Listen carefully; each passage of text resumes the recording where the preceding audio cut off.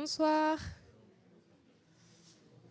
Bonsoir à toutes et à tous. On va bientôt démarrer la conférence, donc je vous laisse regagner vos sièges avant le début. Donc merci à toutes et à tous d'être là ce soir pour la première conférence du cycle de conférences sur les transitions environnementales et sociales, donc qui est organisée par le CODEV, le Conseil de développement de Toulouse Métropole. Donc, je vais peut-être vous rappeler un peu ce que c'est le CODEV pour celles et ceux qui ne connaissent pas. Donc, c'est une assemblée de démocratie participative qui est composée de 200 citoyens bénévoles, citoyens et citoyennes. Certains sont là ce soir et qui travaillent sur différentes thématiques liées aux enjeux métropolitains. Donc voilà, et donc on a aussi, ils sont répartis selon des thématiques pour donner leur avis. Vous avez justement pu voir les publications qu'on a à l'entrée qui reprennent, on a la publication des 10 ans du CODEV, puisque le CODEV a fêté ses 10 ans l'année dernière, et donc on a une publication qui regroupe un peu l'ensemble des travaux du CODEV, qui peut donner une idée des thématiques sur lesquelles on travaille. Et vous avez aussi le rapport d'activité, le document violet, qui reprend donc les travaux qui ont eu lieu l'année dernière. Et on a aussi donc une casquette sur l'animation du débat public.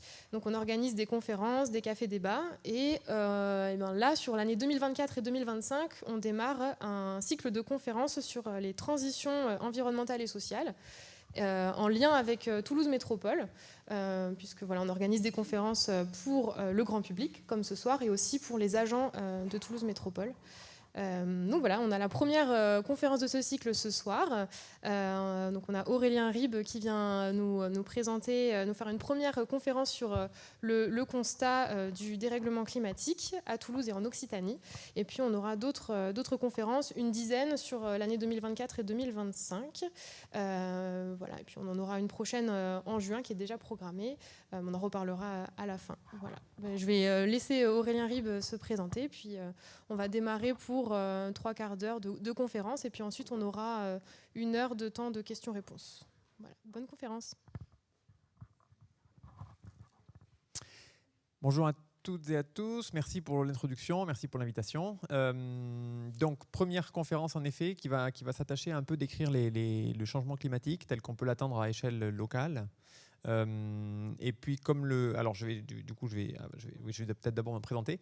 Donc Aurélien Ribes, je suis chercheur au CNRM, qui est le laboratoire de Météo France, laboratoire commun à Météo France et au CNRS, qui se trouve ici sur la commune de Toulouse, près des Pradettes. Voilà, donc, et puis comme d'autres laboratoires du reste qui sont au meilleur niveau international sur la place toulousaine sur les questions liées aux sciences de l'environnement, de l'espace et de la Terre. Donc ma spécialité, c'est d'étudier un peu le climat et le changement climatique avec des outils de statistiques, et notamment de travailler sur les questions d'attribution, donc comment on fait le lien entre les activités humaines et puis le changement du climat. Et donc c'est des choses qui vont apparaître dans l'exposé. Voilà, donc dans cet exposé, je vais essayer de faire un panorama rapide de l'état des connaissances sur le changement climatique, et également en quoi le changement climatique va avoir de multiples et nombreux impacts sur tout un tas d'activités et d'aspects de l'environnement. Ce sera la fin de l'exposé. Le changement climatique, c'est vraiment un problème à échelle planétaire, et donc pour le présenter, il est pertinent de commencer par rappeler les quelques points clés du constat établi à échelle planétaire. Et donc c'est ce que je vais faire dans une première partie. Ensuite, je vais essayer de décrire en quoi, en fait, spécifiquement, le climat va changer à échelle de la région ou de l'agglomération. Et en fait, ensuite, je dirai quelques mots des conséquences et des impacts. Pour tout cet exposé, je vais beaucoup m'appuyer sur le dernier rapport du GIEC, donc le groupe intergouvernemental d'experts sur l'évolution du climat. Dernier rapport qui a été publié en 2021 et 2022. Donc le GIEC est une émanation de l'ONU et de l'Organisation météo internationale, qui existe depuis 35 ans maintenant. Premier rapport publié en 1990, et donc là c'était le 6e rapport d'évaluation qui a été publié donc il y a 2-3 ans. Voilà, donc je commence avec quelques constats concernant le changement climatique à l'échelle planétaire. Alors, vous avez ici la première figure qui montre une évolution de la température moyenne de la planète depuis 1850, donc avec différentes reconstructions. C'est pour ça qu'il y a plusieurs lignes avec plusieurs couleurs. Jusqu'au dernier point. Vous pouvez voir que le dernier point, donc alors on m'a dit qu'il fallait remonter sur l'estrade pour montrer. Donc je le fais. Le dernier point qui est ici, c'est l'année de 2023, qui a établi un nouveau record de température moyenne de la planète, assez loin au-dessus des records précédents. Donc sur ce graphique, vous voyez essentiellement le développement de ce réchauffement. Il n'y a pas de tendance très forte pendant les 70 premières années. On a une première phase de réchauffement au début du XXe, un aplatissement ensuite, et puis depuis 4 décennies à peu près, un peu plus, 5 décennies, on a un réchauffement qui s'intensifie progressivement, qui se passe à un rythme relativement rapide, de plusieurs dixièmes de degrés par décennie. Donc l'évaluation du GIEC, elle était faite en 2021, elle date déjà presque un peu. Le GIEC avait estimé à 1,1 degré de réchauffement moyen planétaire sur les derniers 10 ans. En fait, différents scientifiques dont je fais partie sont en train de préparer une mise à jour des chiffres du rapport, des chiffres clés, avec une estimation du réchauffement de long terme à jour pour l'année 2020, alors 24 mais 23 en fait. Et on est pratiquement 10 ans après, la moyenne de cette période-là, on est à peu près à 1,3 degré de réchauffement désormais. Donc ce 1,3, il est directement comparable aux chiffres utilisés dans les négociations internationales. Donc vous avez entendu parler des accords de Paris, qui vise à maintenir le réchauffement de la planète sous 2 degrés et si possible, poursuivre les efforts pour le maintenir si possible sous 1,5 degré. Aujourd'hui, on est à 1,3 déjà. Ensuite, la quasi-totalité de ce réchauffement est d'origine anthropique. Donc, toujours, je me ramène à la décennie 2011-2020, donc 1,1 degré de réchauffement sur cette période de temps.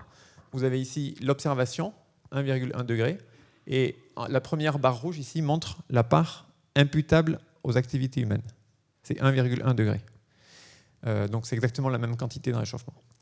Dans cette part liée aux activités humaines, elle est décomposée en... Alors il y a plusieurs termes. Donc ici, vous avez les termes naturels. Variabilité naturelle du climat, c'est très faible, de l'ordre du dixième de degré. Et puis les termes liés aux mécanismes qui peuvent générer des variations naturelles du climat, mais qui ne sont pas juste de la variabilité interne, variabilité des volcans et puis variation de l'activité solaire. Et de nouveau, c'est très faible, c'est de l'ordre de 0,1 degré. Parmi les activités humaines, en fait, il y a 2 types d'activités qui sont distinguées ici. Le réchauffement imputable aux émissions de gaz à effet de serre, donc à l'accroissement de l'effet de serre tend à réchauffer le climat, estimé à 1,5 degré de réchauffement déjà lié aux gaz à effet de serre qui ont été émis dans le passé. Et puis, vous avez d'autres activités humaines, alors ça c'est un peu moins connu, qui génèrent d'autres types de pollution, notamment des aérosols, donc c'est des particules qui sont en suspension dans l'atmosphère, qui masquent une partie des rayons du soleil et donc qui tendent à refroidir le climat. En fait, ce n'est pas un refroidissement, puisque c'est plutôt un effet masquant. Cet effet-là est très fort, l'effet des gaz à effet de serre, 1,5 degré. On a 0,4 degrés de réchauffement qui sont masqués par ces autres pollutions, notamment d'origine émission d'aérosols. Alors ensuite, je vais essayer dans les prochains diapos d'expliquer en fait qu'est-ce qui est derrière cette augmentation de l'effet de serre au cours de cette période de temps des 150 dernières années. Donc les gaz à effet de serre principaux sur lesquels l'homme a une influence. Alors il y a d'autres gaz à effet de serre très importants, en particulier il y en a un qui est le plus puissant, c'est la vapeur d'eau. Mais l'homme ne modifie pas directement le contenu en vapeur d'eau de l'atmosphère parce que cette vapeur d'eau, il s'en crée par évaporation énormément tout le temps et il en redisparaît par pluie très souvent. Donc l'homme n'a pas d'influence là-dessus. Ensuite, il y a les gaz principaux sur lesquels l'homme a un effet. Ce sont des gaz qui restent longtemps dans l'atmosphère. Donc les 3 principaux sont le CO2, dioxyde de carbone, le méthane, CH4, et le N2O. Ici, vous avez une figure extraite toujours du dernier rapport du GIEC qui montre, donc au cours des 2000 dernières années, ici c'est 0 et l'an 2000, vous avez l'évolution des concentrations atmosphériques de ces gaz. En haut, le CO2, le méthane, le N2O. Et donc, en fait, les concentrations sont très stables pendant plusieurs siècles. Et puis, on a une hausse qui est brutale, en fait, de la concentration au cours des dernières décennies ou 2 derniers siècles. y a le son qui est haché un peu, hein, c'est normal? Ouais. Ok. Donc aujourd'hui, on est à peu près, donc là les chiffres à nouveau, c'était 2019, aujourd'hui on est à peu près à 420 ppm pour le CO2. Donc cette hausse, elle se poursuit à un rythme qui est absolument sans précédent sur ce qu'il y a eu comme variation au cours des 2 millénaires précédents. En fait, ça reste vrai si on regarde par rapport aux 10 millénaires précédents. Et en fait, quand on va au-delà, on entre dans une période d'histoire de la Terre où il y a des cycles glaciaires, interglaciaires, donc il y a des variations plus grandes. Mais malgré tout, le rythme auquel se passe cette augmentation est sans précédent avec ce qu'on a vu depuis beaucoup plus longtemps que ça, de l'ordre du million d'années au moins. Alors, d'où viennent tous ces gaz à effet de serre? Ils sont liés. Alors ici, je vais me concentrer sur le CO2, donc, qui est le terme principal. Hein, c'est le gaz qui, en termes de réponse climatique, est le plus d'effet. Ça, c'est une courbe qui montre l'évolution dans le temps des émissions humaines de CO2. Et donc ça, c'est chaque année, combien on envoie de CO2 dans l'atmosphère. Vous avez le total, et puis il y a les deux grands termes qui contribuent à ça. Le terme le plus important de loin, de très loin, c'est la combustion d'énergie fossile. Donc je vais expliquer plus après de ce que c'est, d'où ça vient. Et puis il y a un deuxième terme qui est les changements d'utilisation des terres. Et là-dedans, notamment, il y a la forestation. Donc en fait, les forêts sont des stocks importants de carbone. Quand on coupe une forêt pour faire autre chose à la place, par exemple des champs ou des pâturages ou quelque chose d'autre, ben, c'est un stock de carbone qu'on fait disparaître, et généralement tout ce carbone atterrit est émis dans l'atmosphère. À la fin, il n'est pas tout stocké dans l'atmosphère, mais il y a une partie qui va y rester. Donc on a ces deux termes-là. Et donc à nouveau, la combustion d'énergie fossile, c'est de loin le terme principal. Qu'est-ce qu'il y a là-dedans? En fait, il y a essentiellement trois choses. Le charbon, alors c'est en anglais ici, donc je traduis. Le premier en haut, c'est le charbon, donc la combustion de charbon. Ensuite, oil, c'est pour le pétrole. Et puis le gaz, c'est le gaz naturel. On a des émissions aussi liées à la production de ciment, mais c'est un ordre de grandeur plus petit. Donc ce que montre ce graphique, c'est que donc il y a ces trois ressources fossiles qui sont vraiment à l'origine de la intensification de l'effet de serre. Charbon, pétrole, gaz. Une des choses qu'il faut voir et qui n'est pas très connue souvent en France, c'est que le charbon, qui est tout en haut ici, reste le contributeur numéro 1 aux émissions de CO2. On en a brûlé à l'échelle de la planète qu'on ne l'a fait en l'an 2023. Donc évidemment, en France, on a très peu recours au charbon aujourd'hui, mais à échelle planétaire, c'est très différent. C'est toujours quelque chose qui est consommé de façon massive. Du reste, le fait qu'on est à des niveaux aujourd'hui qui sont records dans l'histoire, c'est vrai pratiquement pour le pétrole et c'est vrai aussi pour le gaz. Un peu de choses près. Ensuite, si je regarde rapidement, alors en termes de répartition de ces émissions, toujours de CO2 par pays, donc en noir ici, c'est reste du monde par rapport aux grands ensembles qui sont distingués ici. Donc là, essentiellement, il y a quatre grandes organisations politiques. La Chine, les États-Unis, l'Europe en bleu et puis l'Inde en violet. Ce que je veux montrer sur ce graphique, c'est le fait que, d'abord, l'importance du rôle de la Chine, hein, le pays qui émet le plus aujourd'hui, et qui est à l'origine d'une partie de la modulation dans le temps du rythme d'accroissement des émissions. Pendant la décennie 2000 en particulier, on a vraiment la Chine qui se développe très fort en ayant un recours très fort au charbon, et donc des émissions qui progressent très rapidement à ce moment-là. Et inversement, quelque chose qui n'est pas forcément très connu non plus, c'est que pour les États-Unis et pour l'Europe, en fait, les émissions de CO2 diminuent depuis déjà un certain temps. C'est vrai même aux États-Unis. Donc aux États-Unis, vous voyez à peu près maintenant 2 décennies de baisse pratiquement. Et c'est resté vrai sous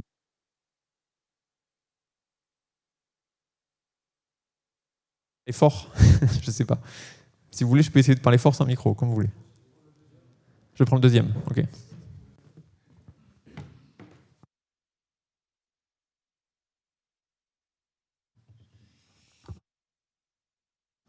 C'est bon? Ouais. Ok. Voilà.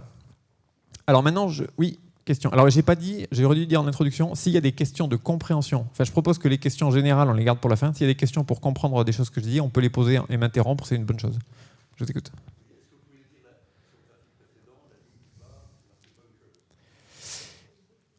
Ouais, la ligne du bas, c'est bunkers. Alors ça, c'est des choses qui sont je suis censé savoir ça. C'est des choses qu'on a du mal à attribuer en fait à certains États en particulier. Je ne sais plus exactement tout ce qui est mis dedans, mais de toute façon, c'est un petit terme. Ouais, voilà. Donc il me semblait que c'est ça, mais je n'étais pas sûr. Donc c'est tout ce qui est transport international et qu'on a du mal à raccrocher à un État en particulier. Mais ça ne joue pas un rôle important dans le constat général, en fait. Merci. Donc voilà, s'il y a d'autres questions après, pendant que je parle, hein, vous pouvez m'interrompre. Ok, donc là, j'ai expliqué un peu les causes de ce qui s'est passé et de ce qui continue à se passer en termes d'émissions et donc de réchauffement. Et là, maintenant, je parle un peu du réchauffement climatique attendu pour le futur. Donc pour le futur, que font les climatologues? Pour essayer de dessiner à quoi va ressembler le climat dans le futur, on essaie de faire différents scénarios sur l'évolution possible du monde. Quand on fait ces scénarios, on a besoin de faire des hypothèses sur comment va évoluer l'économie, la démographie, les choix de préservation de l'environnement ou pas, les différentes technologies. Donc c'est évidemment quelque chose de très compliqué, très difficile. Et on en prend plusieurs pour décrire plusieurs évolutions possibles. Donc les gens qui travaillent là-dessus, en fait, développent différents scénarios, d'abord en émissions de dioxyde de carbone. Donc c'est ce qui est représenté ici. Et puis ensuite, on fait le même exercice pour toutes les autres espèces chimiques importantes, mais je ne vais pas en parler. Okay, donc là, c'est le CO2. Là, c'est 2020. Et donc ensuite, on a le choix entre des évolutions qui sont, disons, très sobres en CO2. Donc on a des émissions annuelles de CO2 qui vont décroître plus ou moins vite. C'est les scénarios en bleu. Donc ça, c'est des scénarios dits de faibles émissions. Il y a des scénarios dans lesquels on fait des efforts pour limiter le recours aux énergies fossiles, mais on a du mal. Et donc, essentiellement, c'est stable, et puis ensuite, ça décroît, mais plus tard dans le temps. C'est les scénarios en jaune, scénarios dits intermédiaires. Et puis, on a des scénarios de fortes émissions, de fort recours à ces énergies fossiles, qui poursuivent quelque part un peu l'augmentation qu'on a vue historique, qui sont les scénarios en rouge, alors fortes en rouge, et puis très fortes en rouge foncé, presque noir là-haut. Ça, ce sont les émissions. Et donc ensuite, le travail des climatologues, c'est de calculer comment ces différentes hypothèses se traduisent en termes de changement de climat. Et donc là, on a l'évolution de la température moyenne de la planète pour ces différents scénarios. En gros, on a le scénario le plus bas ici, alors ils ont tous des noms un peu barbares, mais SSP 119, donc le bleu clair. C'est un scénario dans lequel on préserve les accords de Paris à peu près, donc on a le réchauffement qui est à peu près autour de 1,5 degré. Suivre ce scénario demande de baisser très fort, dès la prochaine décennie, les émissions planétaires de CO2. Et puis on a dans ce scénario, en fait, une neutralité carbone. Ça veut dire que les émissions de l'ensemble de l'humanité, toutes sources confondues, sont à zéro quand on fait la somme. Donc il peut y avoir un petit résidu positif, mais il faut le compenser par un résidu négatif. D'autant, on est à zéro en 2050 et on est même en négatif à la fin du siècle. Ça veut dire qu'on a trouvé le moyen, c'est une hypothèse évidemment assez forte, hein, on a trouvé le moyen de séquestrer une partie du carbone qui est dans l'atmosphère et de le stocker quelque part sous une forme quelconque. Du reste, les deux scénarios bleus font ce genre d'hypothèse en fin de siècle. Donc neutralité carbone autour de 2050 dans le premier, plutôt 2080 dans le second. Le second scénario, c'est un scénario qui conduit à peu près à plus de degrés de réchauffement en fin de siècle. Et puis dès qu'on va avoir un recours un peu plus important aux énergies fossiles, scénario intermédiaire ou scénario de fortes émissions, le réchauffement s'accroît. En scénario intermédiaire, on n'est pas très loin de 3 degrés en fin de siècle, 4 degrés en cas de fortes émissions, 5 degrés en cas de très très fortes émissions. Le scénario ici, qui est un scénario extrême, hein, je précise, c'est vraiment un scénario extrême. C'est vraiment un recours à tout ce qu'on peut brûler, pratiquement on le brûle. Et heureusement, ce n'est pas la trajectoire sur laquelle est le monde actuellement depuis, disons, les derniers 10-15 ans. Mais c'est important d'avoir ce scénario quand même pour décrire à quoi ça ressemble. Alors, en fait, un des résultats de ce calcul, en fait, une façon très simple de présenter ce calcul, c'est que en fait, le réchauffement attendu dans le futur est proportionnel aux émissions cumulées de CO2. Donc ce qui compte, la variable vraiment pertinente pour régler le niveau du réchauffement dans le futur, ce sont les émissions cumulées depuis le début de l'ère industrielle. Et donc ça montre bien que en fait, pour arrêter le réchauffement, il faut arrêter toute émission. Et puis que en fait, quelque part, chaque tonne ou chaque fraction de CO2 compte, parce que chaque tonne de CO2 va impliquer un réchauffement additionnel qui se traduit à échelle planétaire et aussi à échelle locale en fait.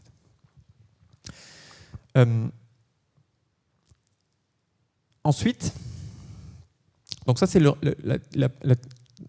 température moyenne planétaire. Évidemment, ça se décline en termes de réchauffement sur une grande partie des régions. Donc au fur et à mesure que la température moyenne de la planète, la température de la France, de l'Occitanie ou même de Toulouse augmente aussi.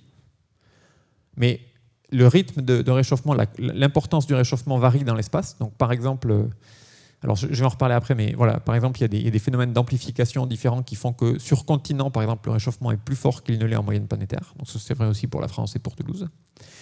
Bon, mais tout ça, c'est la température moyenne. Et puis ensuite, il y a tout un tas de phénomènes qui se produisent en réponse à ça, qui sont notamment l'évolution des événements extrêmes, météorologiques et climatiques extrêmes. Donc là, ça, c'est une figure qui sort toujours du dernier rapport du GIEC, qui montre pour 3 types d'événements extrêmes particuliers. En haut, les canicules. Ici, les fortes précipitations et ici, les sécheresses agricoles et écologiques. De quelle façon, en fait, au fur et à mesure que le climat se réchauffe, ces événements extrêmes deviennent plus fréquents et plus intenses. En haut, alors je ne vais pas détailler il y a beaucoup d'informations sur ces figures, c'est souvent le péché des figures de GIEC. Mais donc, prenons l'exemple qui est en haut. Dans le climat pré-industriel, on avait une canicule vraiment rare, intense, une fois tous les 10 ans. Donc il y a une bulle colorée parmi les 10 en haut là. Le présent ici, qui est estimé à 1 degré de réchauffement, on a déjà pratiquement 3 fois plus de ce type d'événements chauds rares. Quand on sera à 1,5 degré, on en aura 4 fois plus. Quand on sera à 2 degrés, on en aura 5,5 fois plus. Et quand on sera à 4 degrés de réchauffement global, si on y arrive, on en aura 9,5, c'est-à-dire, autrement dit, ce sera quasi systématique chaque année d'avoir une canicule de ce type. Et donc le constat général qui est dressé à échelle planétaire et qui s'applique aussi pour notre région, c'est une augmentation de certains types d'événements extrêmes, dont les 3 qui sont cités ici, de façon assez généralisée. Ça ne veut pas dire forcément exactement partout, mais pratiquement partout sur les continents. Ok, maintenant j'en arrive à parler du changement climatique chez nous. Alors, j'ai montré des graphiques pour la planète. Qu'est-ce qui se passe si on regarde pour la France? Alors, j'ai mis la France en haut. On a des données, ça c'est données Météo France, depuis 1899. On a des séries avec une qualité, une quantité et puis un niveau de précision dans les reconstructions qui est suffisant pour estimer une température moyenne de la France depuis 1899. Et ici, j'ai mis les relevés de Toulouse-Blagnac, qu'on a depuis un peu moins de temps. C'est 47 le début des mesures ici. Et donc ces 2 séries racontent essentiellement la même histoire. C'est l'histoire d'un réchauffement assez important, à nouveau, qui est concentré sur la fin de la période. Donc pour la France, en fait, si vous arrêtez ici à peu près en 1980, disons 85-90, on voit pratiquement pas de réchauffement. Donc le réchauffement, par contre, il est très fort depuis cette période-là, ce qui veut dire à peu près depuis 40 ans. En 40 ans, on n'est pas très loin de 2 degrés de réchauffement. Et en France, on a eu, notamment les 2 dernières années, 2022-2023, qui sont les 2 années records, et qui ont un peu prolongé comme ça une tendance au réchauffement qui est forte et qui commence à être, je crois, souvent perceptible et ressentie. C'est vrai en France et c'est vrai à Toulouse, on retrouve les mêmes ingrédients, donc on n'a pas le même recul historique, mais c'est essentiellement la même histoire. Ensuite, si on regarde l'évolution attendue du climat pour la France, en fait, on a le même genre de calcul que fait en moyenne planétaire. Donc ça, c'est la même série qu'au-dessus, entre 1900 et puis 2022. Ici, les données s'arrêtent en 2022. Donc la courbe en noir, ce sont les observations. Et puis les 3 courbes ici, rouge, vert et bleu, représentent pour 3 des scénarios que j'ai montrés tout à l'heure. Alors les 3 scénarios du milieu, en fait. J'ai pas mis les 2 extrêmes qui sont un peu moins réalistes par rapport à l'évolution actuelle du monde. Donc un scénario 2 degrés en moyenne planétaire, un scénario 3 degrés en moyenne planétaire et un scénario 4 degrés à peu près en moyenne planétaire. On a le niveau de réchauffement attendu pour la France métropolitaine sur chacun de ces scénarios. Et à nouveau, un point important, c'est que ce réchauffement pour la France métropolitaine est plus fort, et en fait nettement plus fort qu'en moyenne planétaire, parce que les continents se réchauffent plus vite que les océans, et la France se réchauffe à peu près dans la moyenne des continents de la planète. Donc quand on est par exemple à 3 degrés de réchauffement dans ce scénario intermédiaire-là, on est en France, donc dans ce calcul-là, on trouvait à peu près 3,8 degrés en 2100. Donc on approche de 4 degrés à la fin du siècle, y compris dans un scénario de réchauffement dit intermédiaire. Ça veut dire que c'est un scénario dans lequel on fait déjà beaucoup d'efforts pour limiter les émissions de CO2 en fait.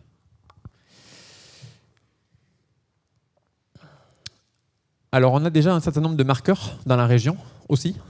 Donc il y a plein d'images connues de glaciers qui fondent. Il y en a en Occitanie. Donc ça c'est des images du glacier du Vignemale, glacier de Sourds. Bon, les glaciers pyrénéens n'ont plus pour très très longtemps à exister. Hein. Vous voyez la réduction qui est très très forte déjà. Ça c'était il y a plus de 10 ans. Depuis on a eu plusieurs étés records de fonte dans les Pyrénées, donc ça s'est encore nettement réduit. Et puis on a des glaciers aussi dans le Luchonnet. Vous pouvez voir alors en fait la chance qu'on a ici, c'est qu'on a beaucoup de glaciers qui ont été photographiés très tôt en fait, dès la fin du 19e siècle. Donc ça nous donne des repères comme ça, assez loin dans le temps. Et donc il y a déjà beaucoup de... Enfin, ces glaciers ont déjà quasiment disparu. Donc ensuite la difficulté, une fois qu'on a expliqué tout ça, donc fixons 4 degrés de réchauffement attendu d'ici la fin du siècle dans un scénario intermédiaire. La difficulté, c'est d'essayer de décrire en fait qu'est-ce que ça veut dire 4 degrés de réchauffement localement en termes de nouveaux climats et de nouvel environnement. Ça c'est difficile parce que la température c'est quelque chose qui varie entre le jour et l'après-midi et le matin, disons, beaucoup, 10-15 degrés. Entre l'été et l'hiver, ça varie beaucoup. Et puis globalement, en fonction du temps, à un moment donné, vous avez vu peut-être qu'entre la semaine dernière et puis le week-end d'avant, là où il avait fait presque 30 degrés à Toulouse, il y a des variations très rapides. Et donc en fait, 4 degrés, on se dit parfois, ou même 2 degrés, c'est à peu près ce qu'on a aujourd'hui comme réchauffement mesuré, on se dit parfois, en fait, c'est pas grand-chose par rapport aux variations habituelles de la température. Mais c'est pas la bonne façon de réfléchir, dans le sens où, en fait, 2 degrés en moyenne sur une année, c'est beaucoup. Alors, il y a différentes façons de le voir, de se le représenter. Une façon, d'abord, c'est de voir que dans nos régions, l'écart entre l'été et l'hiver, donc l'été et l'hiver, on est d'accord quand même, ça fait quand même une différence importante, c'est de l'ordre de 15 degrés. Donc, vous voyez, quand on parle de 4-5 degrés de plus, c'est déjà beaucoup. Et puis, alors, il y a une autre façon qui a été utilisée ici par le ministère de la Transition environnementale, qui était alors, il y a toute une littérature scientifique là-dessus, rechercher des analogues spatiaux du climat du futur. Donc, le climat du futur de Toulouse, on le trouve où actuellement? Alors, là, ils ont fait l'exercice sur ce graphique pour plusieurs villes de France. Et donc, évidemment, en général, la réponse se trouve assez loin au sud. Donc, pour Toulouse, ils ont retenu Valence. Marseille se trouve à Séville, Paris se trouve à Montpellier, etc. Même Lille se trouve en Espagne, hein, au passage. Bon, c'est intéressant à nouveau, cet exercice-là, il est intéressant pour voir ce que signifie quelques degrés, 2 degrés, 4 degrés, en termes de géographie, de distance géographique. Ça permet d'appréhender un peu l'écart. 2 degrés, pratiquement, c'est l'écart entre Paris et Toulouse en termes de climat. Hein. Donc, pour dire que là, 2 degrés en général, ça parle aux Toulousains quand on leur dit ça. Bon, mais cet exercice-là, il est quand même très limité, pour plein de raisons. En fait, quand on dit Toulouse aura le climat de Valence, attention, la température de Toulouse sera à peu près celle de Valence, et les précipitations en moyenne sur toute l'année seront à peu près celles de Valence. C'est tout. Toulouse n'aura pas l'ensoleillement de Valence, hein, pas du tout. C'est pas ça qu'on raconte. Il y aura toujours un ensoleillement faible ici par rapport à ce qu'il est à Valence aujourd'hui. Et du reste, il y a eu dans la littérature précédemment des articles qui expliquaient que le climat de Barcelone, en gros, on le trouverait à Londres. Bon, c'est la même chose en fait. On trouvera la même température, mais pas du tout le même ensoleillement. Donc, il faut avoir conscience de ses limites. Et donc, en fait, si on prend beaucoup de critères, si on définit le climat de façon un peu complète, en regardant vraiment tout le cycle saisonnier des températures, tout le cycle saisonnier des précipitations, l'ensoleillement, ce genre de choses, en fait, les climats du futur, généralement, on les retrouve nulle part aujourd'hui. Ils n'existent pas vraiment. Donc, on va vers un climat qui sera quand même différent, y compris localement, pour la région, pour Toulouse, par exemple. Il n'y a pas de très bon analogue aujourd'hui disponible pour se figurer ce que sera le climat de cette région dans le futur. Alors, j'ai voulu ensuite mettre l'accent sur quelques caractéristiques précises du climat et celles qui vont le plus affecter les activités qu'on peut mener à Toulouse en lien avec le climat. Donc, j'ai commencé par parler des extrêmes chauds, canicules. Ça, c'est un diagramme qui montre les vagues de chaleur historiques. Alors, le calcul n'est pas fait spécifiquement pour Toulouse, mais croyez-moi, ce serait à peu près la même résultat pour Toulouse. Ça, c'est fait pour les vagues de chaleur qui ont affecté la France métropolitaine. Ici, c'est écrit trop petit pour que vous puissiez lire, c'est pas grave. Vous avez ces bulles représentent les vagues de chaleur. Donc vraiment, les vagues de chaleur, c'est des températures particulièrement élevées pendant au moins 3 jours au cœur de l'été. Les vagues de chaleur historiques pour la France métropolitaine. Donc il y a une boule qui est loin au-dessus des autres ici. Alors sur la période 1947-2017, donc toutes les vagues des derniers étés, là, 2023, 2022, elles n'y sont pas. Bon, il y a eu un certain nombre de bulles qui sont apparues depuis. Mais on a cette période-là, et on a une bulle qui est beaucoup plus grosse que les autres, qui est 2003. 2003, ça reste l'épisode de caniculaire le plus fort, toujours aujourd'hui, même avec les derniers étés qu'on a eus, qui est connu la France métropolitaine. Et donc la taille de la bulle mesure l'intensité globale. Vous avez ici la durée de l'événement et en ordonnée le niveau de température maximale atteint pendant l'événement. Ça, c'est la période historique. Ensuite, donc, dans les simulations qu'on peut faire du climat du futur, comment ça évolue? Donc là, c'est dans un scénario de fortes émissions. On a d'abord une première phase où on voit se multiplier des vagues de chaleur qui sont en intensité globale beaucoup plus, comparable à 2003 et au-delà de tous les autres épisodes qui ont été connus dans l'histoire. Ça, c'est pratiquement le climat d'aujourd'hui, parce que c'est la période 2021-2050, donc on est déjà dans cette période-là. Et puis, pour le futur, dans ce genre de scénario dans lequel le réchauffement est massif, les canicules vraiment changent de dimension. On a des choses qui, d'abord en termes de température atteinte, vont très très loin au-delà de ce qu'on a pu voir en 2003. C'est normal dans un climat qui est plusieurs degrés plus chaud. Et puis surtout aussi en termes de durée, en fait on a des épisodes, là ici on est à 80, 90, 100 jours. En fait ça veut dire qu'il n'y a plus qu'une seule canicule, c'est l'été. Donc on passe toute la saison d'été au-delà de ce qu'on utilise aujourd'hui comme seuil pour définir ce qu'est une canicule. Et ça dure, c'est intégral sur tout l'été. Alors, ça, c'est évidemment une chose à prendre en compte quand on réfléchit à ce que sera le climat de demain dans notre région. Déjà en 2022, pour donner une idée, à Albi, donc c'était pas Toulouse, c'était un petit peu moins, mais Albi et Toulouse, c'est des climats qui sont quand même très proches. Albi, en 2022, a eu 32 jours déjà à plus de 35 degrés de température maximale. Donc quand la température 35 degrés, c'est un seuil qu'on utilise souvent parce qu'au-delà de 35 degrés, il y a beaucoup de choses qu'on a du mal à faire en extérieur. Donc ça veut dire déjà pratiquement un mois en temps cumulé, un mois au-dessus de ce seuil-là qui est très élevé. Donc ça, c'était un été relativement chaud. C'était probablement pas un été extrême, l'été 2022, parce qu'on n'était pas plus chaud qu'en 2003, alors qu'on était 20 ans plus tard. C'est déjà un été quand même assez chaud du climat actuel. Mais donc il faut s'imaginer ce que peut donner un été assez chaud du climat futur à la fin du siècle.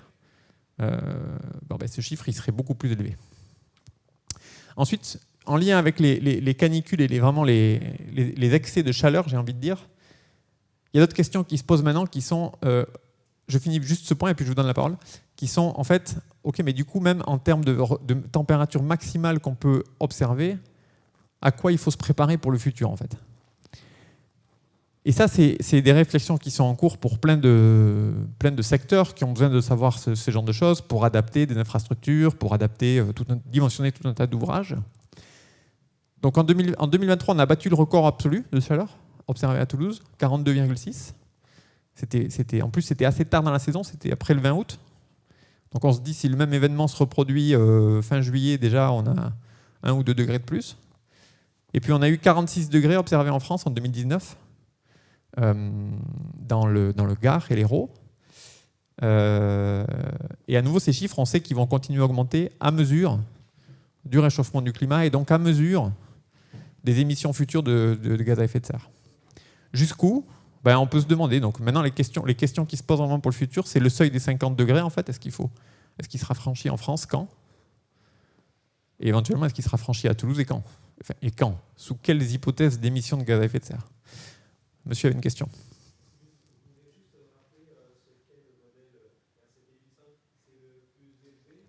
Oui, alors, oui, ça c'est un scénario de fortes émissions. Voilà. C'est des scénarios. En fait, en plus, les noms des scénarios évoluent dans le temps, donc c'est pas exactement les mêmes noms que j'ai dit tout à l'heure, mais c'est des fortes émissions. Ouais. Ok. Alors, ça c'était pour la température, la chaleur, l'excès de chaleur. Ensuite, évidemment, il y a beaucoup de questions qui se posent sur les précipitations, l'eau, la disponibilité de l'eau. Alors, sur les précipitations, dans notre région, c'est un peu plus difficile parce qu'on fait partie des régions un peu à cheval entre deux grandes zones. En gros, en changement climatique, le nord de l'Europe s'humidifie, il tombe plus d'eau, et l'Europe du Sud, la Méditerranée, ça sèche. Ça, c'est en moyenne sur toute l'année. La France métropolitaine en général, elle est un peu à la limite de ces deux zones, et Toulouse aussi. Donc, l'évolution des précipitations en cumul sur toute l'année, pour Toulouse, le signe est incertain aujourd'hui. Quand on regarde les choses par saison, c'est déjà un peu plus clair. Donc sur une grande partie de la France, les précipitations en hiver augmentent, mais ce n'est pas le cas dans le sud de la France. Enfin, c'est moins le cas dans le sud de la France, donc c'est incertain en hiver.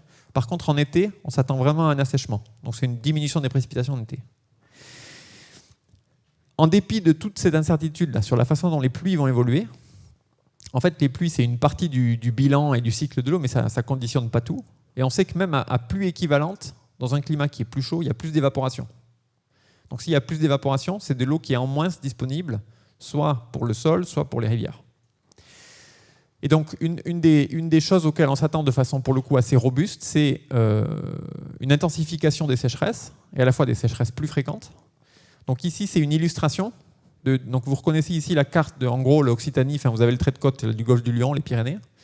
Et donc le nombre de jours secs, alors ici il y a un seuil qui est choisi qui est arbitraire, hein, sous et inférieur à 0,4 pour ceux qui connaissent. Donc en gros dans le climat d'avant, disons fin du XXe siècle, c'est pas tout à fait le climat d'avant déjà, hein, mais pas loin, 130 jours secs par an en moyenne à Toulouse avec cette définition-là de jours secs. Et là, c'est un scénario quand même, on a cherché ici à utiliser un scénario de type PIRCA, donc c'est un scénario de fortes émissions et le résultat d'un modèle de climat qui simule un changement climatique relativement important en termes de température et aussi en termes d'assèchement. Et donc on arrive dans ce cas-là, pour la fin du siècle, à un peu plus de 100 jours de plus de sol sec dans notre région. Évidemment, sur une année qui fait 360 jours, 365 jours, il ne reste plus beaucoup de jours qui sont dans un état différent de ça, quoi. Il en reste quelques-uns, hein, mais beaucoup moins. Bon, à nouveau, j'insiste, ça c'est un scénario de type PIRCA, parce qu'on a tout un tas de secteurs d'activité qui ont besoin de ce type de scénario pour réfléchir à la façon de s'adapter aussi dans des situations particulièrement, ou des évolutions du climat particulièrement défavorables. Par contre, c'est robuste que le nombre de jours secs, en particulier en termes d'eau disponible dans le sol, augmente dans l'avenir. Une autre illustration ici, c'est sur tout ce qui est hydrologie. Donc vous avez une carte, alors vous avez 4 cartes ici de la France qui montrent l'évolution des débits. Alors vous avez en haut un scénario à 2 degrés de réchauffement, on va dire réchauffement en France ici, et 3 degrés en bas. Vous avez l'hiver, l'été. Donc l'hiver à gauche, l'été à droite. Je vais me concentrer sur notre région, hein. En fait,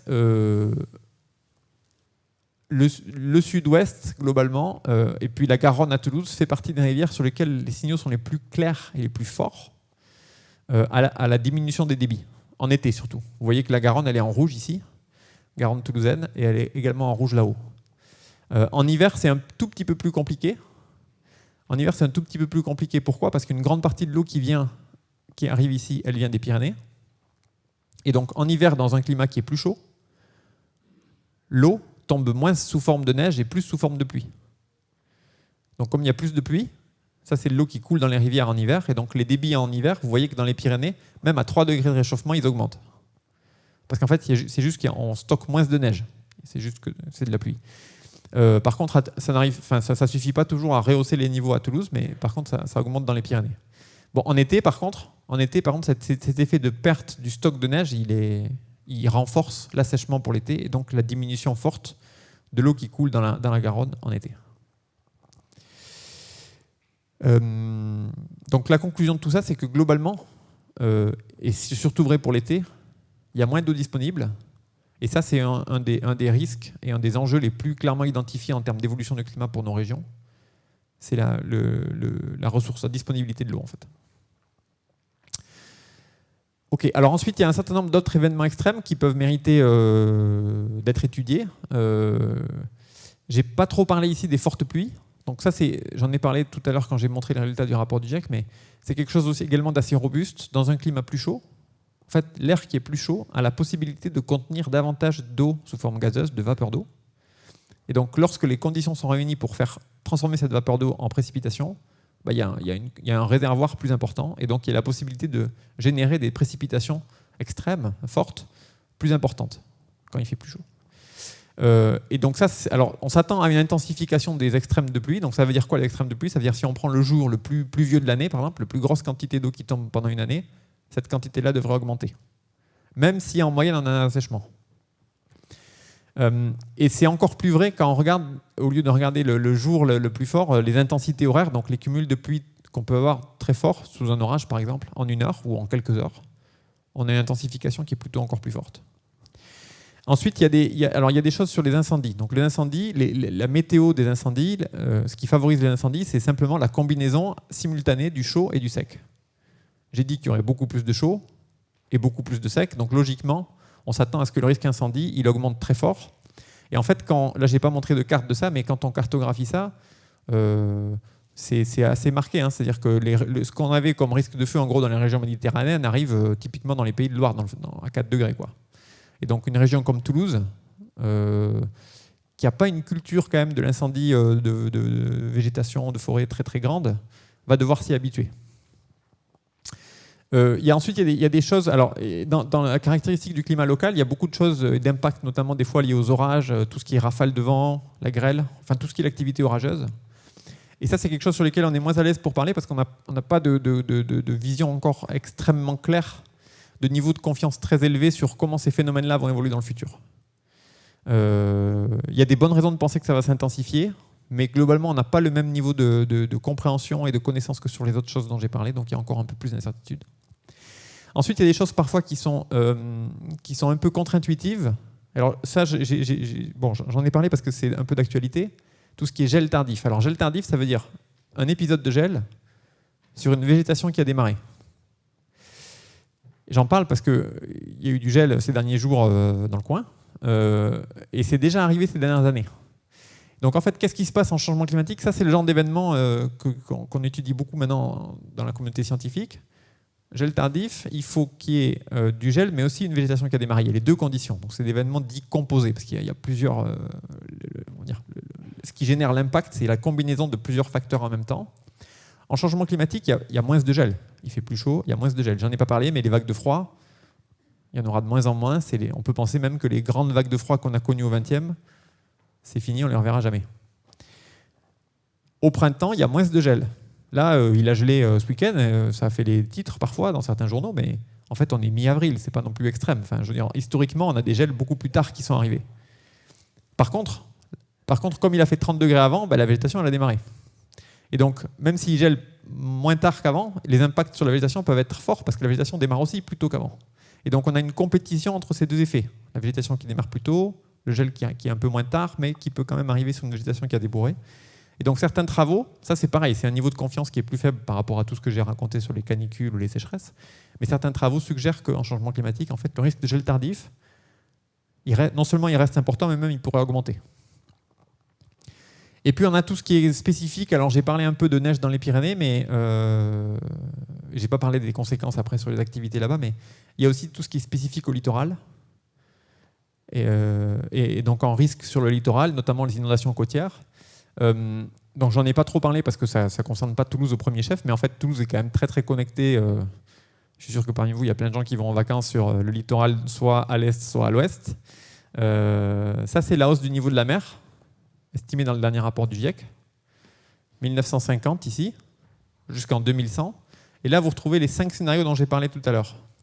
Donc pour ces 5 scénarios, la hausse du niveau de la mer en 2100, elle est estimée entre 50 cm et 1 mètre à peu près, grosso modo, avec quand même une courbe en pointillé au-dessus qui indique que c'est peu probable, mais ce n'est pas complètement exclu qu'on ait une hausse du niveau de la mer beaucoup plus grande, en lien avec une désagrégation d'une partie de l'Antarctique, donc qui serait déjà de l'ordre de un peu plus de 1,5 mètre en 2100. Mais surtout, le niveau moyen de la mer, c'est quelque chose qui met beaucoup de temps pour s'ajuster à un climat plus chaud.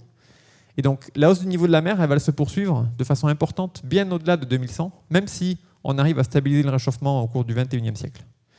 En 2300, ce qu'a estimé le dernier rapport du GIEC, c'est dans un scénario de type accord de Paris, réchauffement à 2 degrés, on est entre 50 cm et 3 mètres de hausse du niveau de la mer. Et en cas de fortes émissions, on est entre 2 mètres et 7 mètres. Ce n'est pas tout à fait exclu jusqu'à 15 mètres. Et on sait que en fait, le changement climatique actuel, il est suffisant pour menacer une partie des calottes de glace qui sont actuellement sur la planète. Les calottes de glace, il n'y en a pas 36, il y en a 2, le Groenland, l'Antarctique.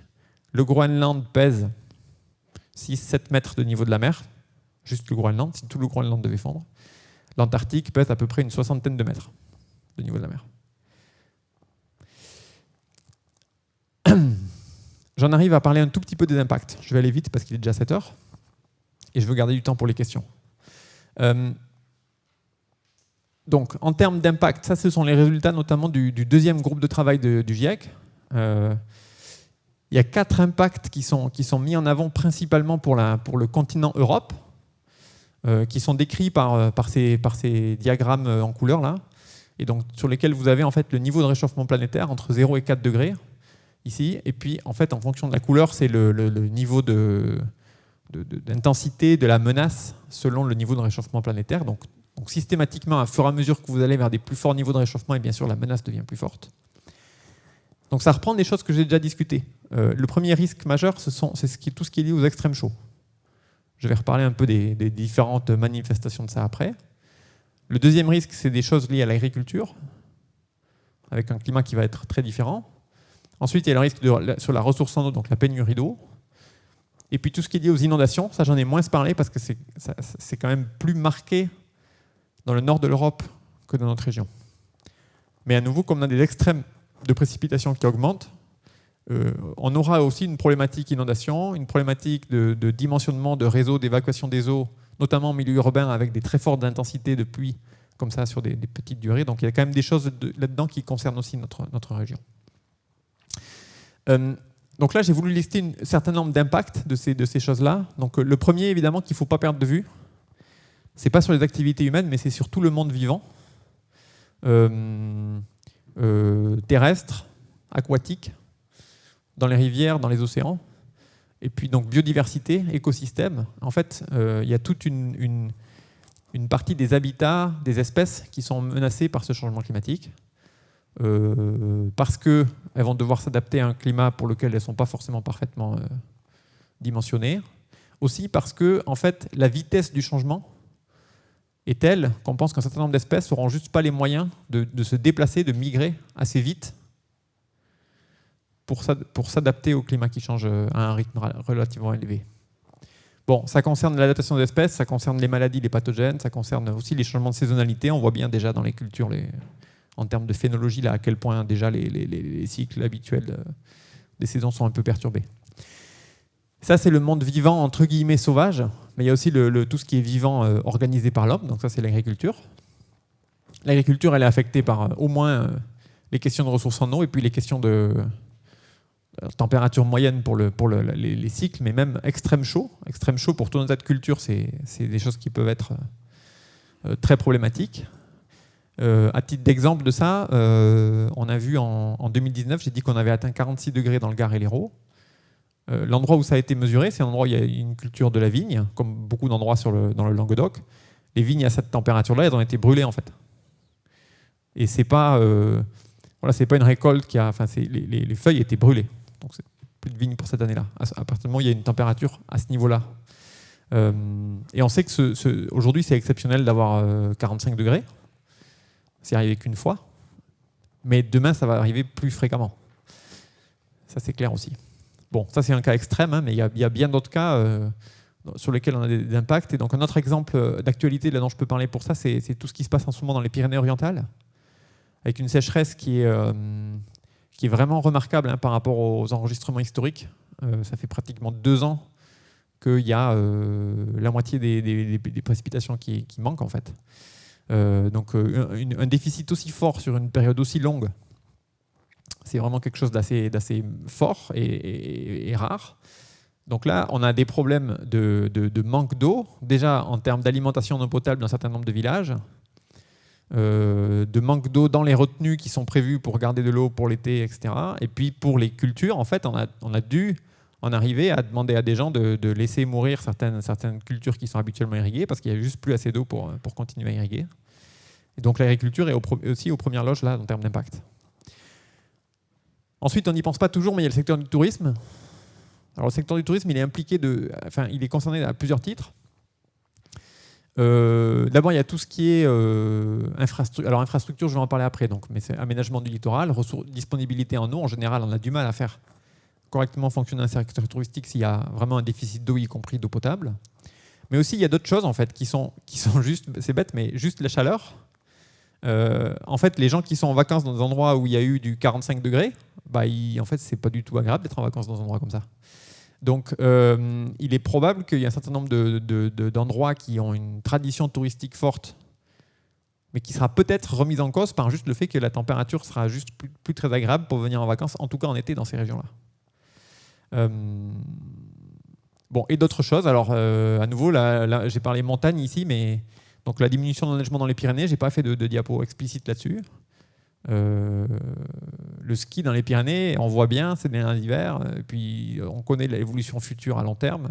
C'est quelque chose qui va devenir de plus en plus compliqué, qui va de plus en plus, si on veut maintenir une activité, demander une intervention humaine forte pour soit produire de la neige, soit chercher à la maintenir d'une façon ou d'une autre. Et donc en tout cas qui est de moins en moins compatible avec un climat qui continue à se réchauffer, quoi. Donc il y aura aussi des questions d'aménagement du territoire à ce niveau-là. Alors les infrastructures de façon générale, j'ai parlé du littoral, c'est un sujet en soi. Il y a des choses qui concernent un peu tous les événements extrêmes de type inondation, chaleur maximale, je l'ai déjà dit. Donc il y a des questions de gestion du confort thermique dans les bâtiments.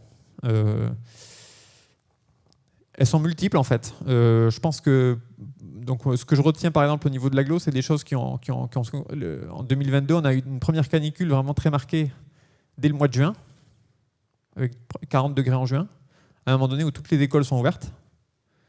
Les écoles généralement ne sont pas équipées en matériel de climatisation. Et donc ne serait-ce que la survenue d'une chaleur comme ça plus précoce dans le temps, et du reste en septembre on n'était pas très loin non plus de températures vraiment très élevées cette année. C'est des questions. Et puis il y a une autre question importante pour une bonne partie du sud-ouest, c'est tout ce qui est retrait-gonflement des argiles.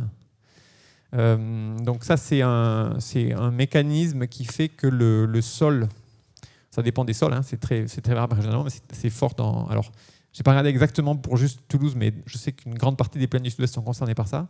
Le sol sec, certains argiles, quand ils sont secs, induisent une déformation du sol qui menace, en fait, qui fait bouger le sol et donc tout ce qui est construit dessus. Une grande partie des maisons, du coup, sont en danger à cause de ça. Et donc c'est un des postes les plus forts en termes par rapport à l'assurance, en fait. Le secteur de l'assurance est très préoccupé par ça parce qu'évidemment, ça touche à l'immobilier, donc c'est tout de suite des grosses sommes. Et donc en 2022, il y a eu un chiffrage qui était très important en termes d'impact économique de ça. Et 2022, à nouveau, était juste une préfiguration de choses qui vont devenir de plus en plus fréquentes dans l'avenir. Donc ça va rester un souci pour la suite. Ensuite, il y a des choses liées à la santé. Alors évidemment, les excès de chaleur. Donc on connaît, alors c'est très connu maintenant, l'impact des canicules, notamment 2003, qui avait un peu surpris à ce moment-là en termes d'intensité et d'impact sanitaire, parce que 2003, c'était 15 000 morts en France, 70 000 morts en Europe, du fait de l'excès de chaleur. Il y a eu des efforts d'adaptation, il y a eu différentes choses pour sensibiliser, alerter, expliquer quels sont les bons comportements en cas de canicule, mais malgré tout, on trouve la trace dans les courbes de mortalité des canicules récentes, y compris 2022-2023. Donc il y a toujours un sujet quand même, comment se protéger de la chaleur. Et puis ensuite, il y a différents effets secondaires quand il fait très chaud, il y a plein d'activités physiques qui sont plus possibles, en tout cas si c'est en extérieur. Donc il y a d'autres effets comme ça. Voilà, je n'ai pas fait une liste exhaustive. Ça, c'est une partie des impacts, mais c'est pour essayer de donner un aperçu de en quoi toute cette évolution du climat qui peut sembler un peu théorique quand on regarde les chiffres, en fait, elle impacte de plein de façons différentes tout un tas d'activités qui sont très réelles et concrètes. Et c'est déjà le cas aujourd'hui et ça va continuer dans l'avenir. Du reste, ça c'est une remarque importante. Tout ça, c'est des impacts en fait en lien avec le réchauffement du climat. Donc c'est vraiment la conséquence du réchauffement du climat. Il y a d'autres activités qui vont être concernées par ce qu'on appelle l'atténuation, c'est-à-dire les efforts qu'on mettra en œuvre, ou pas, mais qu'on mettra peut-être en œuvre pour diminuer les émissions de gaz à effet de serre. Donc ça, j'en ai pas parlé ici. Là, ici, c'est vraiment qu'est-ce qui est impacté par le changement du climat, augmentation de température. Voilà, j'en arrive à quelques conclusions que je vais énoncer brièvement, puis ensuite on aura le temps pour les questions. Donc le changement climatique est un phénomène rapide et déjà en cours. On est déjà à 1,3 degré pratiquement de réchauffement mondial et pas loin de 2 en France. Le réchauffement s'intensifie et devient de plus en plus perceptible. Ça c'est le cas aujourd'hui. Ça va continuer à être le cas pratiquement quel que soit le scénario d'émission en fait, au moins pour les 2 décennies à venir. Et on peut penser que comme on n'arrivera pas à la neutralité, enfin, il n'est pas certain qu'on arrive à la neutralité carbone tout de suite, donc ça peut être même un peu au-delà de ça. Et donc dans tous les cas, en fait, il faudra s'adapter à un climat qui change et qui est différent.